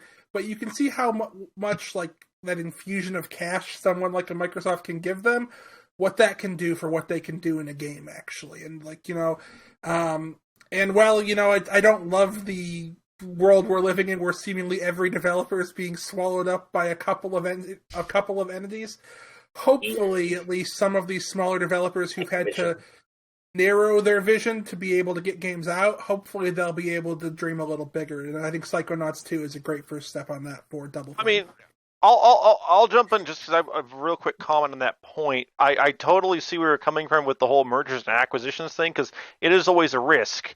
But I'll say, because I work for an IT company that we do a lot of mergers and acquisitions, and I'll point out in game history. Remember back in the PS3 when we had that several Japanese developers had to combine Bandai Namco, Koei Tecmo. Unfortunately, kind of in this, it's like in this current climate we're at. Like at that time, Japan was doing it because we can't really. I hate to put it this way, but a lot of it was HD development is expensive. We're not ready for this, and we're not being able to put out stuff. And it's just we've got to combine to survive. And we lost so many good developers. we did, but there were a lot that came out of it. Now, the key thing comes to, and I think this might go to prove to your point with this, it sounds like Microsoft has told them, you can develop your game, but you do have to go ahead and make sure it meets our standards in terms of playability. What you were talking about earlier with like the platform, etc., because I've never played Psychonauts, but I know the infamy of Meat Circus. Okay. Yes, it's very valid. Yes, and so in that aspect, it sounds like they said, we want to see your vision come to fruition. However, a developer can be their own worst enemy sometimes, where they go, we want to do all these cool, crazy things. Yeah, but that doesn't necessarily work in the game. Let's scale it back, and we'll do the vision as much as we can, but we've got to make sure the gameplay works with it. And maybe, we lost Permel. Hold on a second. He'll be back in a second. Give him a second. He'll be here. We are. Yep. Oh, any moment now. Here I am. Oh, okay, wonderful. All right. So to continue, it might be one of those things where, Microsoft is sort of helping them with guiding the vision just enough to go, kind of, as long as it's playable, we'll help you get there. But we just got to make sure it sort of works. Does that make sense? Yeah, it does, for sure. With a meat circus, we need you to have a meat entryway. Okay, well, before this podcast turns into too much of a meat circus, let's... It already is! There's 6 dudes! That's true. Well, yes, let's move on. Okay. So, at number 3, we have Returnal. Oh, yeah! Yeah, and yes, I think we have 2 people here who voted for it. Who would like to talk about it first? I can do it. I can do it. Go ahead, Pernell. I would not be surprised if John has played more into the game than I did, because I have a real problem with committing to games. But what I can say is that the time I put into Returnal is bliss. Like, I feel like this is one of House Marquis' best efforts to date.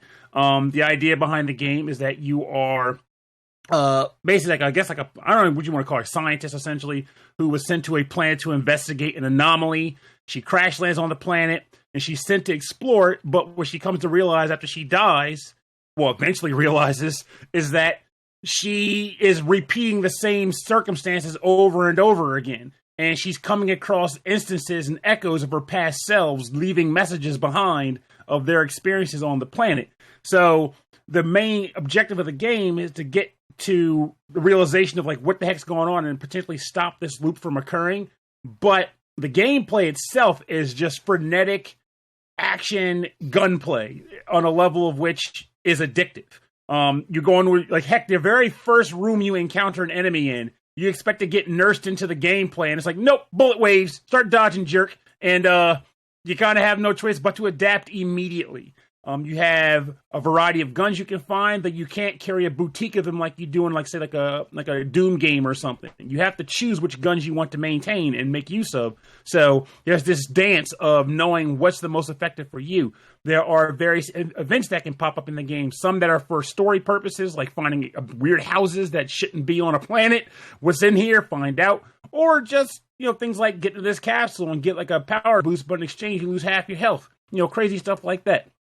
It's a very engaging concept. Boss battles are frenetic as all hell.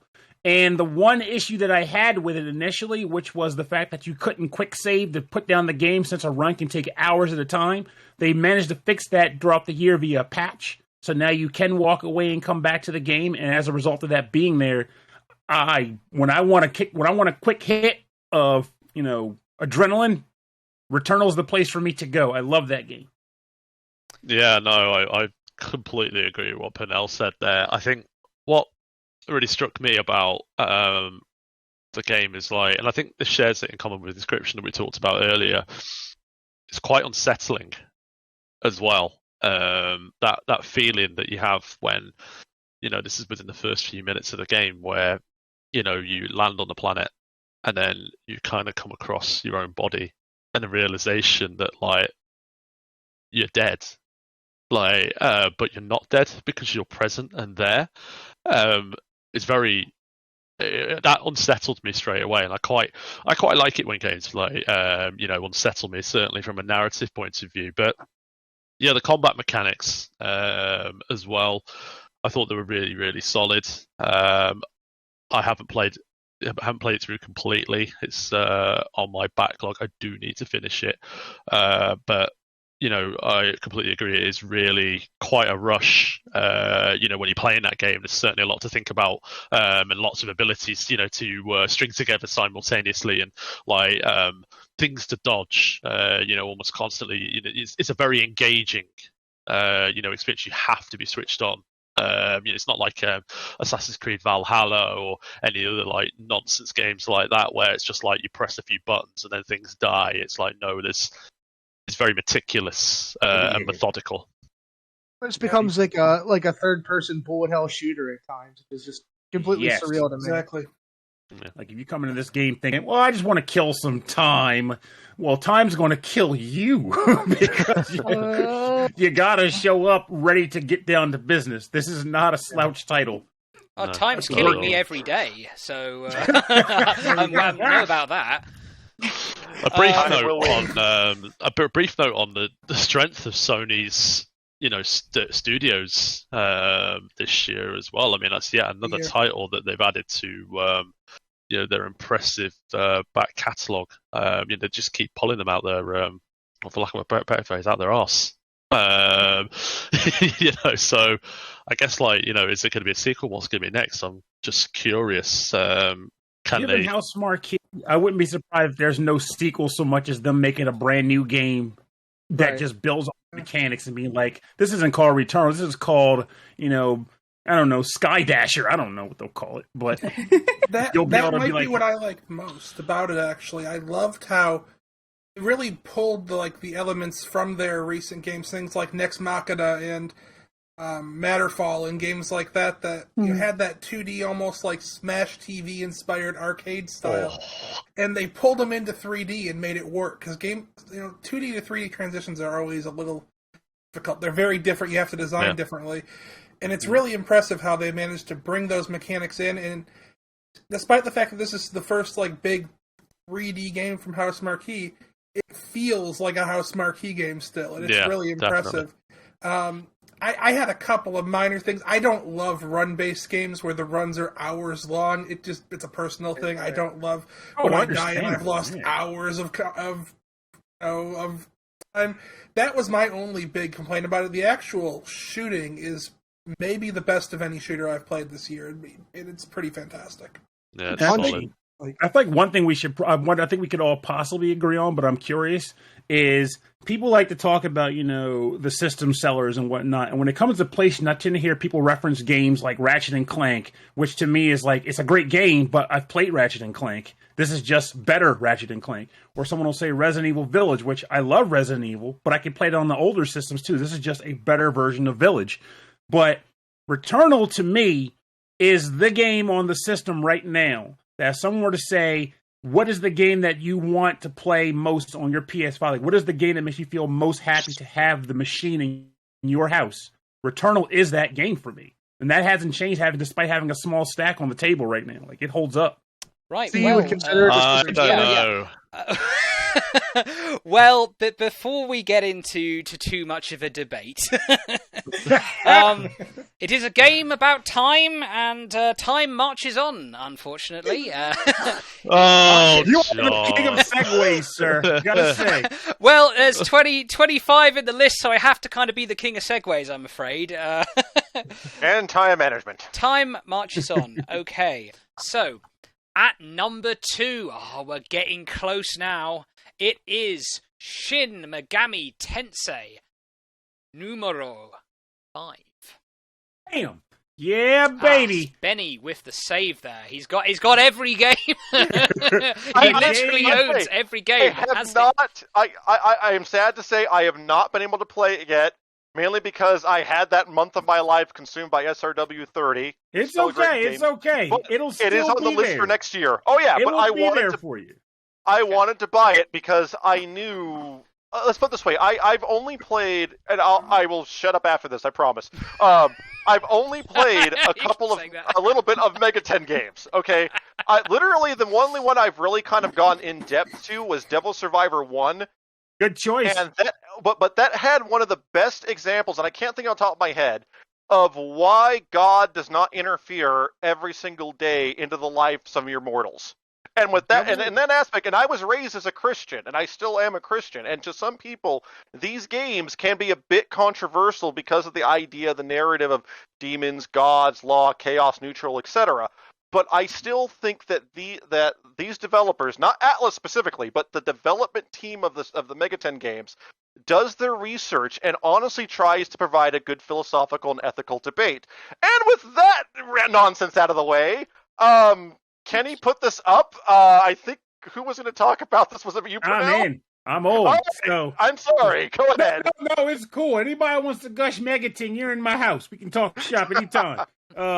This is the game that made me say I'm ready to buy a Switch. Like, I already like Nintendo, so it was going to happen, but when they announced that this was coming to it, I was like, well, it's a done deal.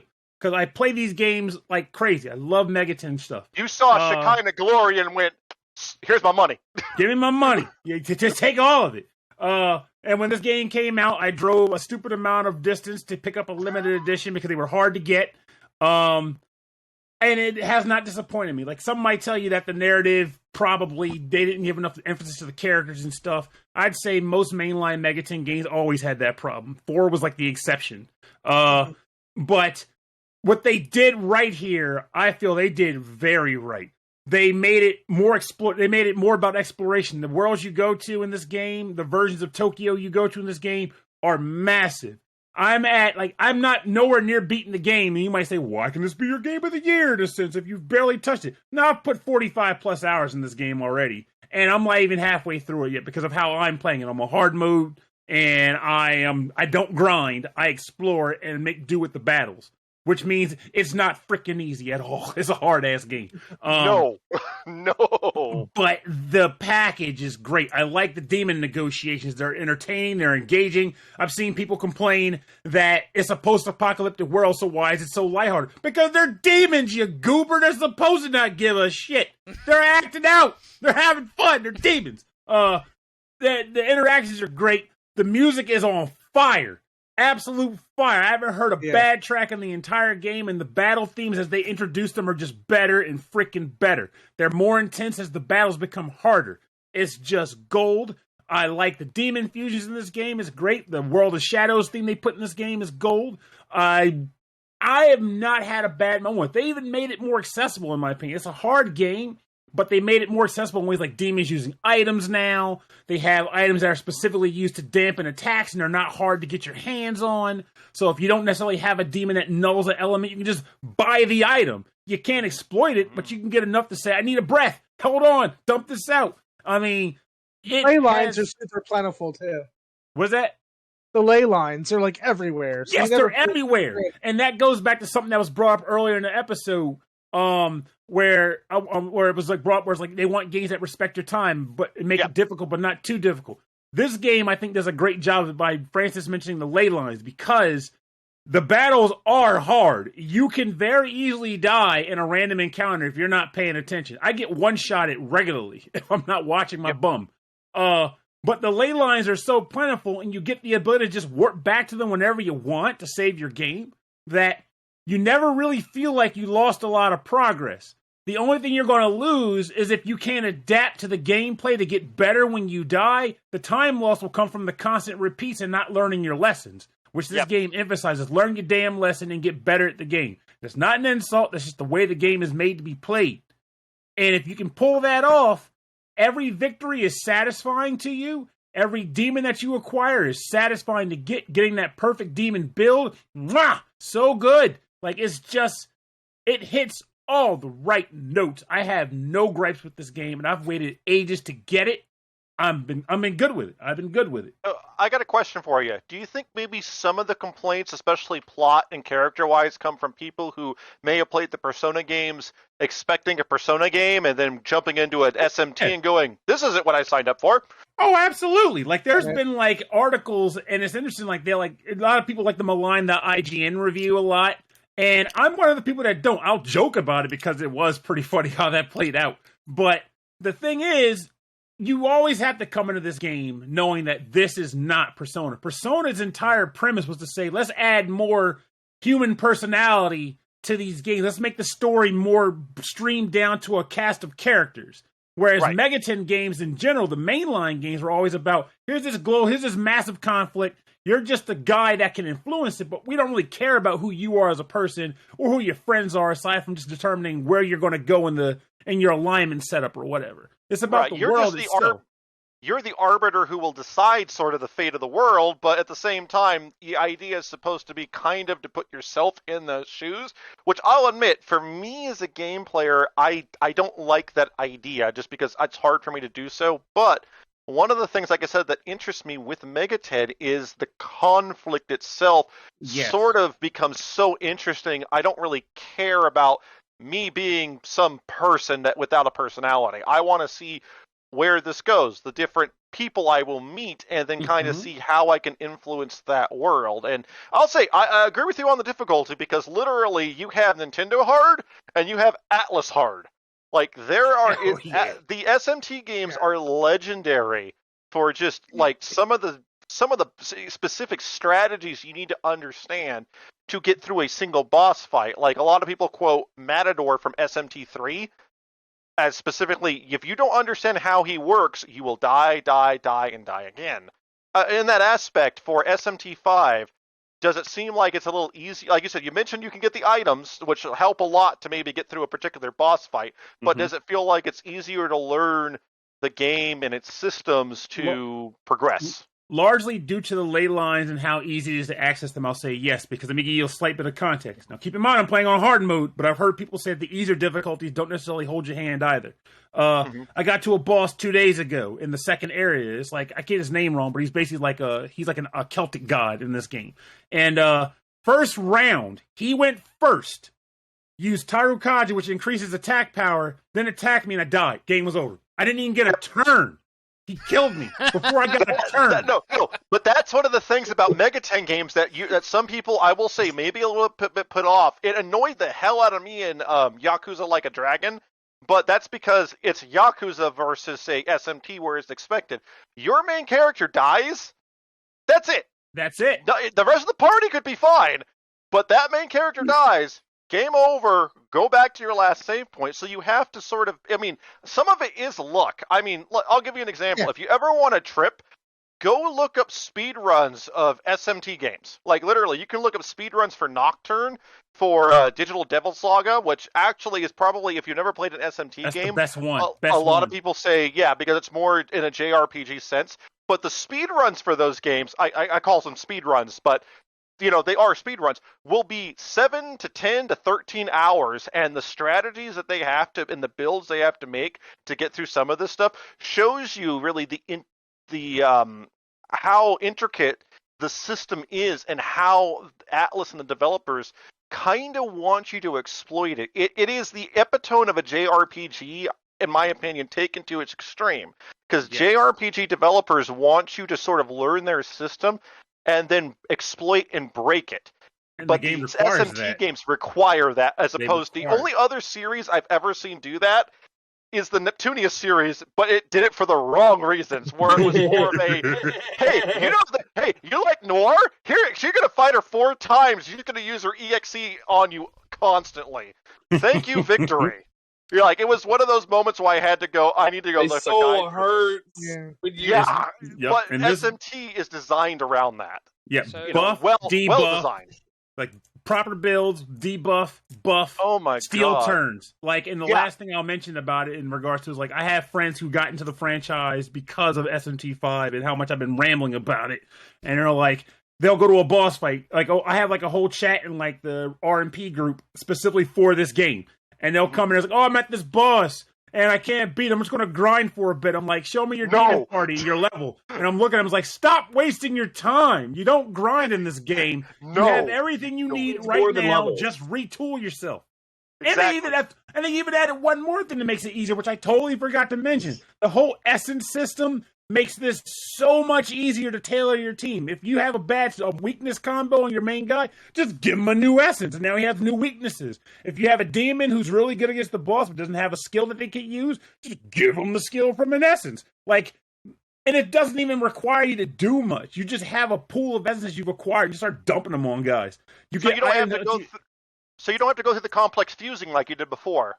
Well, like, you still want to fuse, because that's how you'll ultimately get guys, and like, here's a bunch of new abilities on. But let's say you fuse a monster who's nulls force damage, but you really wish had an electric attack because there's a boss that has that combination where you want to null this and have this.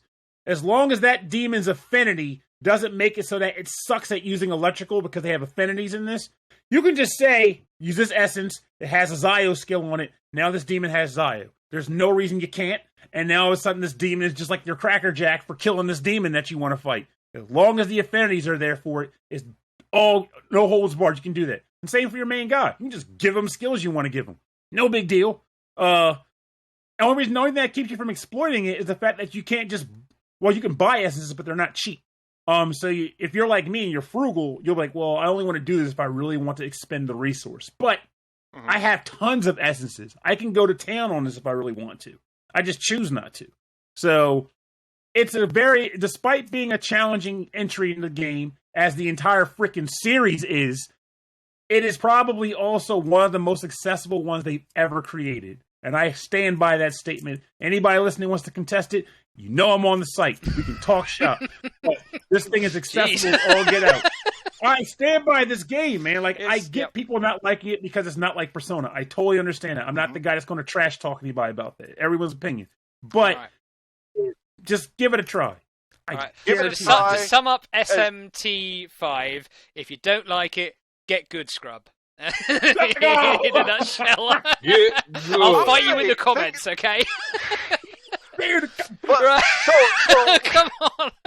So, do we have any villains? Foot fetishes? Come on. I've got one more question for you, though, and it's super quick. Do we have any villages in SMT5? Not No. particularly. Hey, hang on. No, stop. I do the transitions. Segways.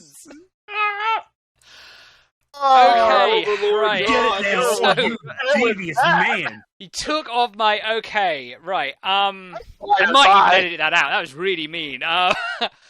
Okay, right. So yes, let us not get too settled here, for we are about to move on to a new settlement entirely. For our game of the year, our number one for 2021. That rhymed. The game I'll be playing tonight. It is Resident Evil Village. Hurrah! I don't have the game, sorry. And don't worry, because I've been waiting for this all night. So now, ready. every year since I played Resident Evil 4 for the first time, and I just went on that journey. It's like the first time you get on a roller coaster. You feel the wind on your face. You feel the fear, the excitement, the excitation all at once, like nothing before. Pooping your pants, yeah. Resident Evil 4. There's nothing like it. And every year I've been, when am I going to get to play the next Resident Evil game? When is it going to be the next one? When is it going to be the next one? And after 6, when I saw they taken a change in direction to first person for 7, I was just like, oh no, are they going to make it just a standard kind of first person kind of horror thing? Are they going to try and pretend to be Amnesia? No, thank you. But then, when Resident Evil 7 came out, it blew my mind. It was everything. It was camp. It was crazy. It was scary. It was just... It was another roller coaster ride. Yeah, it was another roller coaster ride. God, that was horrifying. And now... Scariest VR game I've ever played. Yeah. Yeah, I think I can agree with you on that. I've played a lot of VR games, but that was bar none the scariest experience I've ever had, and I never thought it would come out of Resident Evil of all things. I thought horror had been lost to that series. And I'm with John. It was a breath of fresh air. When I put on the VR goggles, I'm like, holy shit! They did it! They're back! Or Resident Evil is a breath of stagnant air. But that's the thing. Like, some games are scary. Some games are exciting because you're shooting things. Some games kind of are addictive because you want to find every last secret and treasure. But Resident Evil is all free. And that is something very special. And that's what we have again in Resident Evil Village. And that's the thing. It's like, it's scary, it's exciting, it's addictive, but it's a little bit sexy as well. And we saw that, like, as soon as Twitter saw Lady Dimitrescu for the first time. People lost their minds. The game is not even out yet. And her actress is even as tall as that. When I saw her on the VGs, I'm like, holy shit, she actually is that tall. Oh my god. I watched a video. I watched a video where like, Lady Dimitrescu's voice actress was like reading all these first tweets out. So, like one of the tweets were like, if you don't like Lady Dimitrescu's true form, you just simply aren't cultured enough. Because spoiler alert, her true form isn't quite as nice as her normal form. But anyway. That's the thing. This kind of character the internet went absolutely crazy for. She's just one of the villains in the game, and that's just so amazing. Like, I mean, by the time you get out of her castle, going to avoid spoilers here. The game's only just started.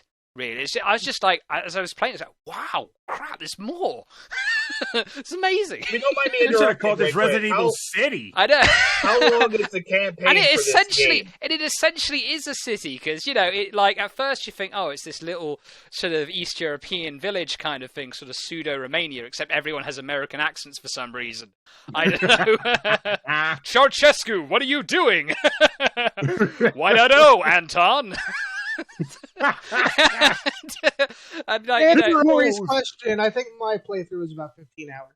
For my review. That's what I was curious about because I do want to. That is definitely on the top tier of my list of things I want to play, but I did not know how long it really was. You could probably get through it much faster if you're not exploring, but the world's so enticing, you're gonna want it. You have to. Okay. Yeah, you have to explore. You have to hunt That's the thing. There's like crafting in it as well. Like you can hunt chickens and pigs and you can cook fish. You know, you can cook to increase your health. And there's I just love when I looked at the kind of the art design afterwards and just looked at the concept art and the notes, and they've gone to so much detail to kind of like capture the essence of every character. Like Lady Dimitrescu's character, it's very Art Nouveau, it's very kind of a decadent, and then go to Moreau's swamp and everything's this biological nightmare. It's like a city with many different districts, that are a completely change your expectations and a crazy insane dollhouse with the secret surprise in the basement, which scared the hell out of me. I gotta get out of my interest tonight. I think yeah. Go on. Let's going off what you're saying. I think that with that in mind, I think that's what impressed me the most is how each area, when you're visiting the Lords, just kind of flips the game design philosophies on their head. Like going through the dollhouse is very layers of fear, very psychological horror. Then you go into Heisenberg's facility, it's straight body horror. You feel like you're like in a lab in a Wolfenstein game almost. Or a little bit Doom-free, maybe, Yeah, yeah. Now you got me wondering, would you say that Dollhouse reminds you anyway of Condemned when you at the abandoned mall or the abandoned department store? Because it's essentially a combat-free experience. But what makes it really neat is despite confining you to these different play styles, again, Heisenberg's is much more action, the Dollhouse is much more exploration and psychological horror.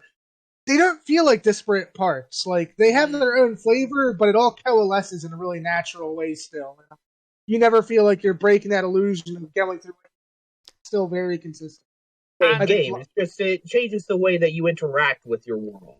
Right, but you never feel removed from it when you go through it. I'll say... Yeah, go on. I was going to say, one of the things you kind of picked up about was about the shift from... and correct me if I'm wrong, because I may have been misunderstood, but you were saying like Resident Evil 7, you were kind of like going, are we going to go through this, scary house simulator and that aspect, to now it's 8. It sounds like with 7, they went, we need a reset. Let's reset, understand what works, and then with 8, let's iterate and expand upon what we understand now.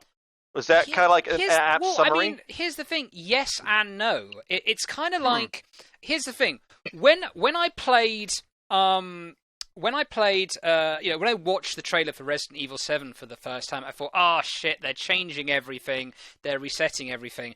And kind of, because they're changing it to first-person perspective, but at the same time, they still have everything that you would have loved about 4, 5, and 6, but even more now, but with like more genuine horror, more psychological horror, more body horror. Like Francis said, it's just like, it's kind of like, yeah, they're changing it, but they're changing it so you can just give you everything you love and more. And, it's just like, I'm in such a high with Resident Evil since like, Resident Evil 3, last year, the reboot, the remake. It's just like, it feels like they can just do no wrong. And I've just tempted fate, haven't I? Now the next game's going to suck. Resident Evil 9. Man. You changed the timelines. Well, you still have the DLC for 8 to get through. Keep in mind, that's coming at some point. Yeah. But it feels like just there's so many games these days where like it's like, oh, we're going to spread ourselves as thinly as possible to kind of make you drip feed by all the DLC, that kind of thing. Reuse as many assets as possible so we can drag it out.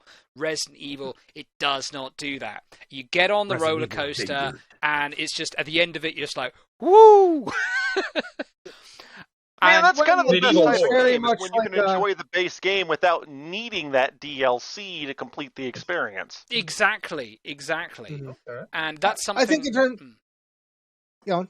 Yeah, that's something I feel has been lost a bit. It's just like, kind of like when people release so many games nowadays, that they're just thinking like, oh, how can we eke this out with the multiplayer? How can we eke this out with the DLC? How can we stretch out the campaign as long as possible? But like Resident Evil, you just feel like they're looking at it, I mean, kind of like a movie. It's like, how can we blow somebody's mind? And that's kind of like how I feel just playing, these last few Resident Evil games, and especially this one. It's amazing. I got a thought though. So it's like Resident Evil 7 was Resident Evil 7. This game was called Resident Evil Village because of the lettering. Yeah. So what is Resident Evil 9 going to be? Resident Evil Ixion? Resident Evil, we've painted ourselves into a corner with the clever title of the last one, I think. Whoops. But yeah, and the thing is, I mean, again, no spoilers, but, it's so that there's fear, excitement, exhilaration, sexiness, and heartbreak as well.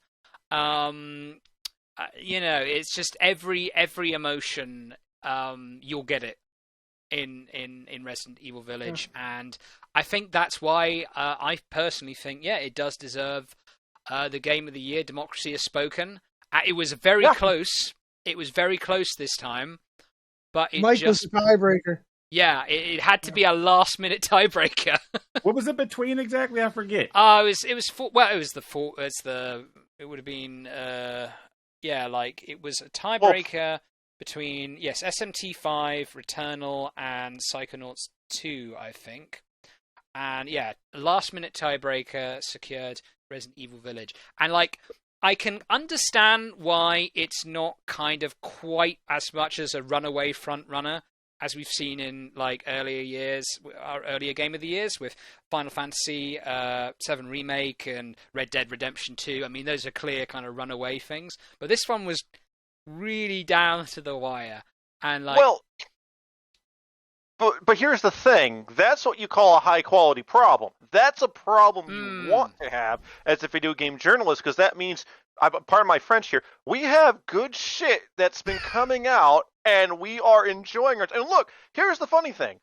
I don't really care for Resident Evil. I don't really play the games. I am perfectly fine with this being our Game of the Year, because, look, like you said, A, democracy has spoken. But B, we're all going to have different viewpoints and different opinions about these things. Most of these games on this list, we could sit here and go, have you played this? No. Have you played this? No. Have you played this? But the thing is, we came together and we've kind of talked about, in our back channels, hey, this is what we enjoy. This is what, we feel is good. And I don't think there's a right or wrong answer to any of this. The goal of any of these lists, I mean, on one hand, yes, we as a site, and it's the same for every site out there. We want to go, this is what we collectively as a group think is the best Game of the Year out there. But at the end of the day, what this really is us coming out here and going, these are awesome games. You should go to give them a shot if you have not given them a shot, and I think that's something we all can agree on. And it's bringing people together. We've got lots of different kinds of people at the site, lots of different kinds of things. It's let's get all together and let's just share these love of games with each other. Introduce all these new games to each other. I got one more add-on to that idea in the sense that, so like you said, we all came together, had a discussion or a vote, and these are our favorites. Now, there's a big thing that is generally prevalent in the gamerverse where, let's say, for example, the Game of the Year was, 2D and TD or whatever that game name was, which I wrote down. 2D and Top D, right? Okay, and someone comes at them and go, the heck are you talking about, man? Clearly Resident Evil Village is the Game of the Year. And the person's like, no, for me it was 2D and Top D, right? And that can be for a number of reasons. Maybe that person just prefers platformers or that style of game. Maybe they like this weird level of innovation. Maybe they've never played Resident Evil Village, so they can't even weigh in on it. Which means for them, it couldn't be their Game of the Year, because they've never friggin' played the game. So what that ultimately amounts to is everybody's Game of the Year will be different, not just because of game quality and personal taste, but also game access too. Which means, essentially, as long as a person can state for themselves why a game is their favorite game, there is no wrong answer. And people got to stop being douches about it. Case in point, amen. You got no one else here at this site, I guarantee, has played Ayusenki Gold. Wait, there's a physical for that? I might give it a go now. Okay. After you wrote that review on PS3. Okay, so you have, I have that one too. So this is the without going, PC version 18 plus, just as aware. But here's the thing. I'm not bitter, salty, or anything. I had to make a decision to cut this from the list because I decided Blaster Master Zero was a better game. SRW30 is a better game, I think, than this, but even that got cut. And to me, I would put, like I said earlier, Blaster Master 03 way higher at this list. But that's the thing. That's my personal... It's for me personally of the stuff I've played this year. I can't play everything. I've played a lot this year. I've gone through my backlog, and I've played through 45 games. As of right now, I have completed 45 games for this year. Now that deserves a goddamn round of applause. Thank you. You better hit 50 before midnight, man. You're so no. I tried, but look, if I didn't do 30, and I haven't even completed 30. Keep that in mind. I haven't completed SRW 30, but that ate an entire month of my life to play the game to one finish, to one credits. Not even complete the game 100%, but credits once because it was 200 hours. That was the longest game I've played this entire year, and so that's ate up a bunch of time. But it's look, that being a lot of those games were not from this year. There are some games in that list I would easily love to say, like Kanagawa Jet Girls. That was a game that stuck throughout this year, and it came out last year, 2 years ago. But it's a good game, and the soundtrack's killer. I love it. In fact, one of the songs is my wake-up alarm because it's so calming and soothing. But again, at the end of the day, this is always going to be your own personal opinion is probably going to differ from ours. We're not saying your game does not deserve to be on this list. We're not saying that your game is not, game of the year. It's going to be a personal thing to you. And we encourage you in the comments of this video, of our article, share those thoughts. Tell other people about the games that you think were underrepresented this year, because we need more games like 2D and Top D, like Blaster Master 03, that, let's be honest, not everyone's going to play because they're from smaller publishers and maybe they don't have the time, but they are things that should be on our radars and we should take a look at. Think of how many games you probably learned. How many games have you learned about that you never heard of on this list or heard me say, "Damn, I got to go buy that now because that sounds like a really cool concept." That is why we honestly, as game journalists, we put these lists together. One, to give recognition to the developers and publishers that we feel have improved our lives or left an impact on us throughout this year, but also because we want you to know these are worth your time, your money, and your effort. And trust me, there are plenty of games each of us, I'm sure all 6 of us and the other people who were here earlier, would love to have thrown on this list if we had 50, 100 to 100 slots. But we've got to cap it somewhere. And 25, I think that's a fairly good list there. Yeah, because if you make it too much bigger than that, it's going to get a bit diffuse, I just think the phrases of Life is Strange True Colors all day. I could do it for the next half hour. It's like 25 is a pretty big thing. A pretty big thing to get through on this podcast. Anyway, yes. At the end of the day, this needs to be a culmination of positives, not cherry picking. Yes, amen to that. So at the end of the day, it's not about winning. It's about taking part. It's about introducing people to new stuff, just like Benny so nobly said. But having said that, Lady Dimitrescu takes the crystal joystick for the game of the year, and all her competitors get some giant, terrifying claws through the stomach when she says something oddly sexual might have a beef and with sucks their blood. There we go. I think he was the harlotep. That's all I gotta say. Tosses them to her 3 daughters. Nom nom nom nom nom. Anyway, so yeah, it's great to be talking to you all, you guys, and John and Heather as well, who had to pop out. Any final words before we wrap this up? I do have one thing I want to say. Since this is my first year being here, I do want to say joining the Hey 4-player team has been the best choice of my entire year, and for many years, quite honestly. I am ever thankful for being allowed to join this wonderful group.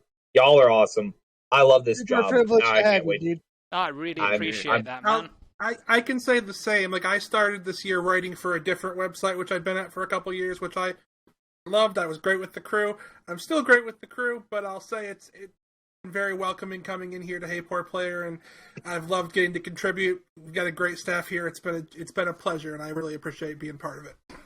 And my hope is that next year it'll be a 2022 resolution. I'll finally be able to get some freaking time, because Francis can attest, because I talk to him about it all the time. I'm always drowning in stuff. Well, we want to have you on one of these podcasts, the podcast I can totally do. This is easy. Because when it comes to writing, I can write, but it takes me way longer. If you say, "Hey, Purnell, ramble some thoughts," oh, look the hell out. I got you covered. So podcasting, I can roll with. Easy. But it's good because it's kind of a balance. We got Benny over here saying, it's not about the winning, it's about the taking part. And we got Pedaz like, fight me in the comments. Come on. It's one of the. We all have our things we will defend. And and here's the great thing: we can do that. We can do that at the end of the day and still be friends. Damn right. And at the end of the day, that's what democracy is about. That's what friendship's about. Yeah, it's a beautiful thing. I'll say my last words is for the year. It's been great, hanging out with you guys. Great for allowing me to write as much as I can with my busy schedule, and allowing me to write the epic pieces that I do as reviews. I'll say it's one of those that if you ever read one of my reviews, look, you will get an analysis of that game, and you can even skip sections if you want. I do probably break it down, but I write those very much for those developers so they get the feedback that I think they deserve, and I hope it helps. But it's like at the end of the day, look, there were tons of games this year we didn't get. I never even got a chance to friggin' review Story of Seasons for the Xbox, which I was so excited about because we had too much stuff coming out. So, I'll just say, if you want recommendations that are not on this list, yeah, Super Robot Wars 30, Yusenki Gold, like I mentioned here, if you're into 18+ gaming. Story of Seasons on the PlayStation 4 or Xbox, and Rune Factory just came out, which I need to pick up too. So there's plenty of stuff. Go peruse our reviews for the year. I'll say, we put out. Francis, you could probably explain. 550. It's crazy for the year. I mean, look, we've got you covered here at Hate for Player. What's the review count up to now? Let me see. I'm on the site now. 520. 520 for the year. 520 games reviewed, everyone. If there's a game you're curious about, put it in the search. Okay, Francis. Any editor-in-chief? Any last words for this year, for this Game of the Year list? I think that RE8 definitely deserved it. I had an absolute blast with it. It took me back to the first time I played Resident Evil 4. And I've been in it since the long haul. I mean, since the original drop. But the sense of exploring this wild, creepy environment, like you said, digging for treasure, fighting creepy supernatural monsters, it was a blast. I had a lot of fun with it. I'm glad the game got it. I think it deserved it. But more than anything, I'm just glad that everyone's been here to contribute today. We are running on, forgive me, nearly 5 hours of podcast and power right now. I am half man, half husk. But it's been an awesome year. It's been a brilliant year for the site. I'm so proud of everything everyone's done. And I'd like to wish everybody who's listening to this and everyone who's with us a Happy New Year. All right, yes. Happy New Year, everybody, for 2022. It's going to be good. It's got to be better than this. It's got to be better than 2021, surely. And if it's not, hey, find the small things. It's all about the little things sometimes. It's find your own personal SMT or Blaster Master. It's just like since 2016, it's just been like watching your stock portfolio. It's going down. It's got to go up eventually, right? Is it time to invest in the year? Is it time to invest in 2022? Sell! Fine! Okay, but anyway, it's been awesome hosting this podcast for you guys. I was so happy I got to induct Resident Evil Village, talk about how great it was. And I cannot wait to review even more games with you awesome people next year. So with that, let's say goodbye to our lovely listeners. Happy New Year! Happy New Year! Take care, stay safe. Good night.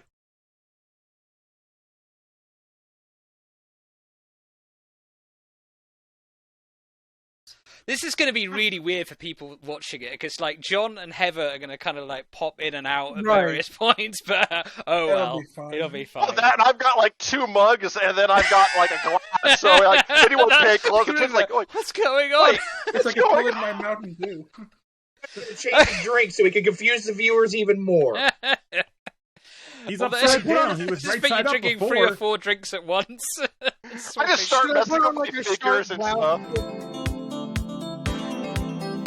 So that's a wrap for 2021. Be sure to follow us on social media and visit the site.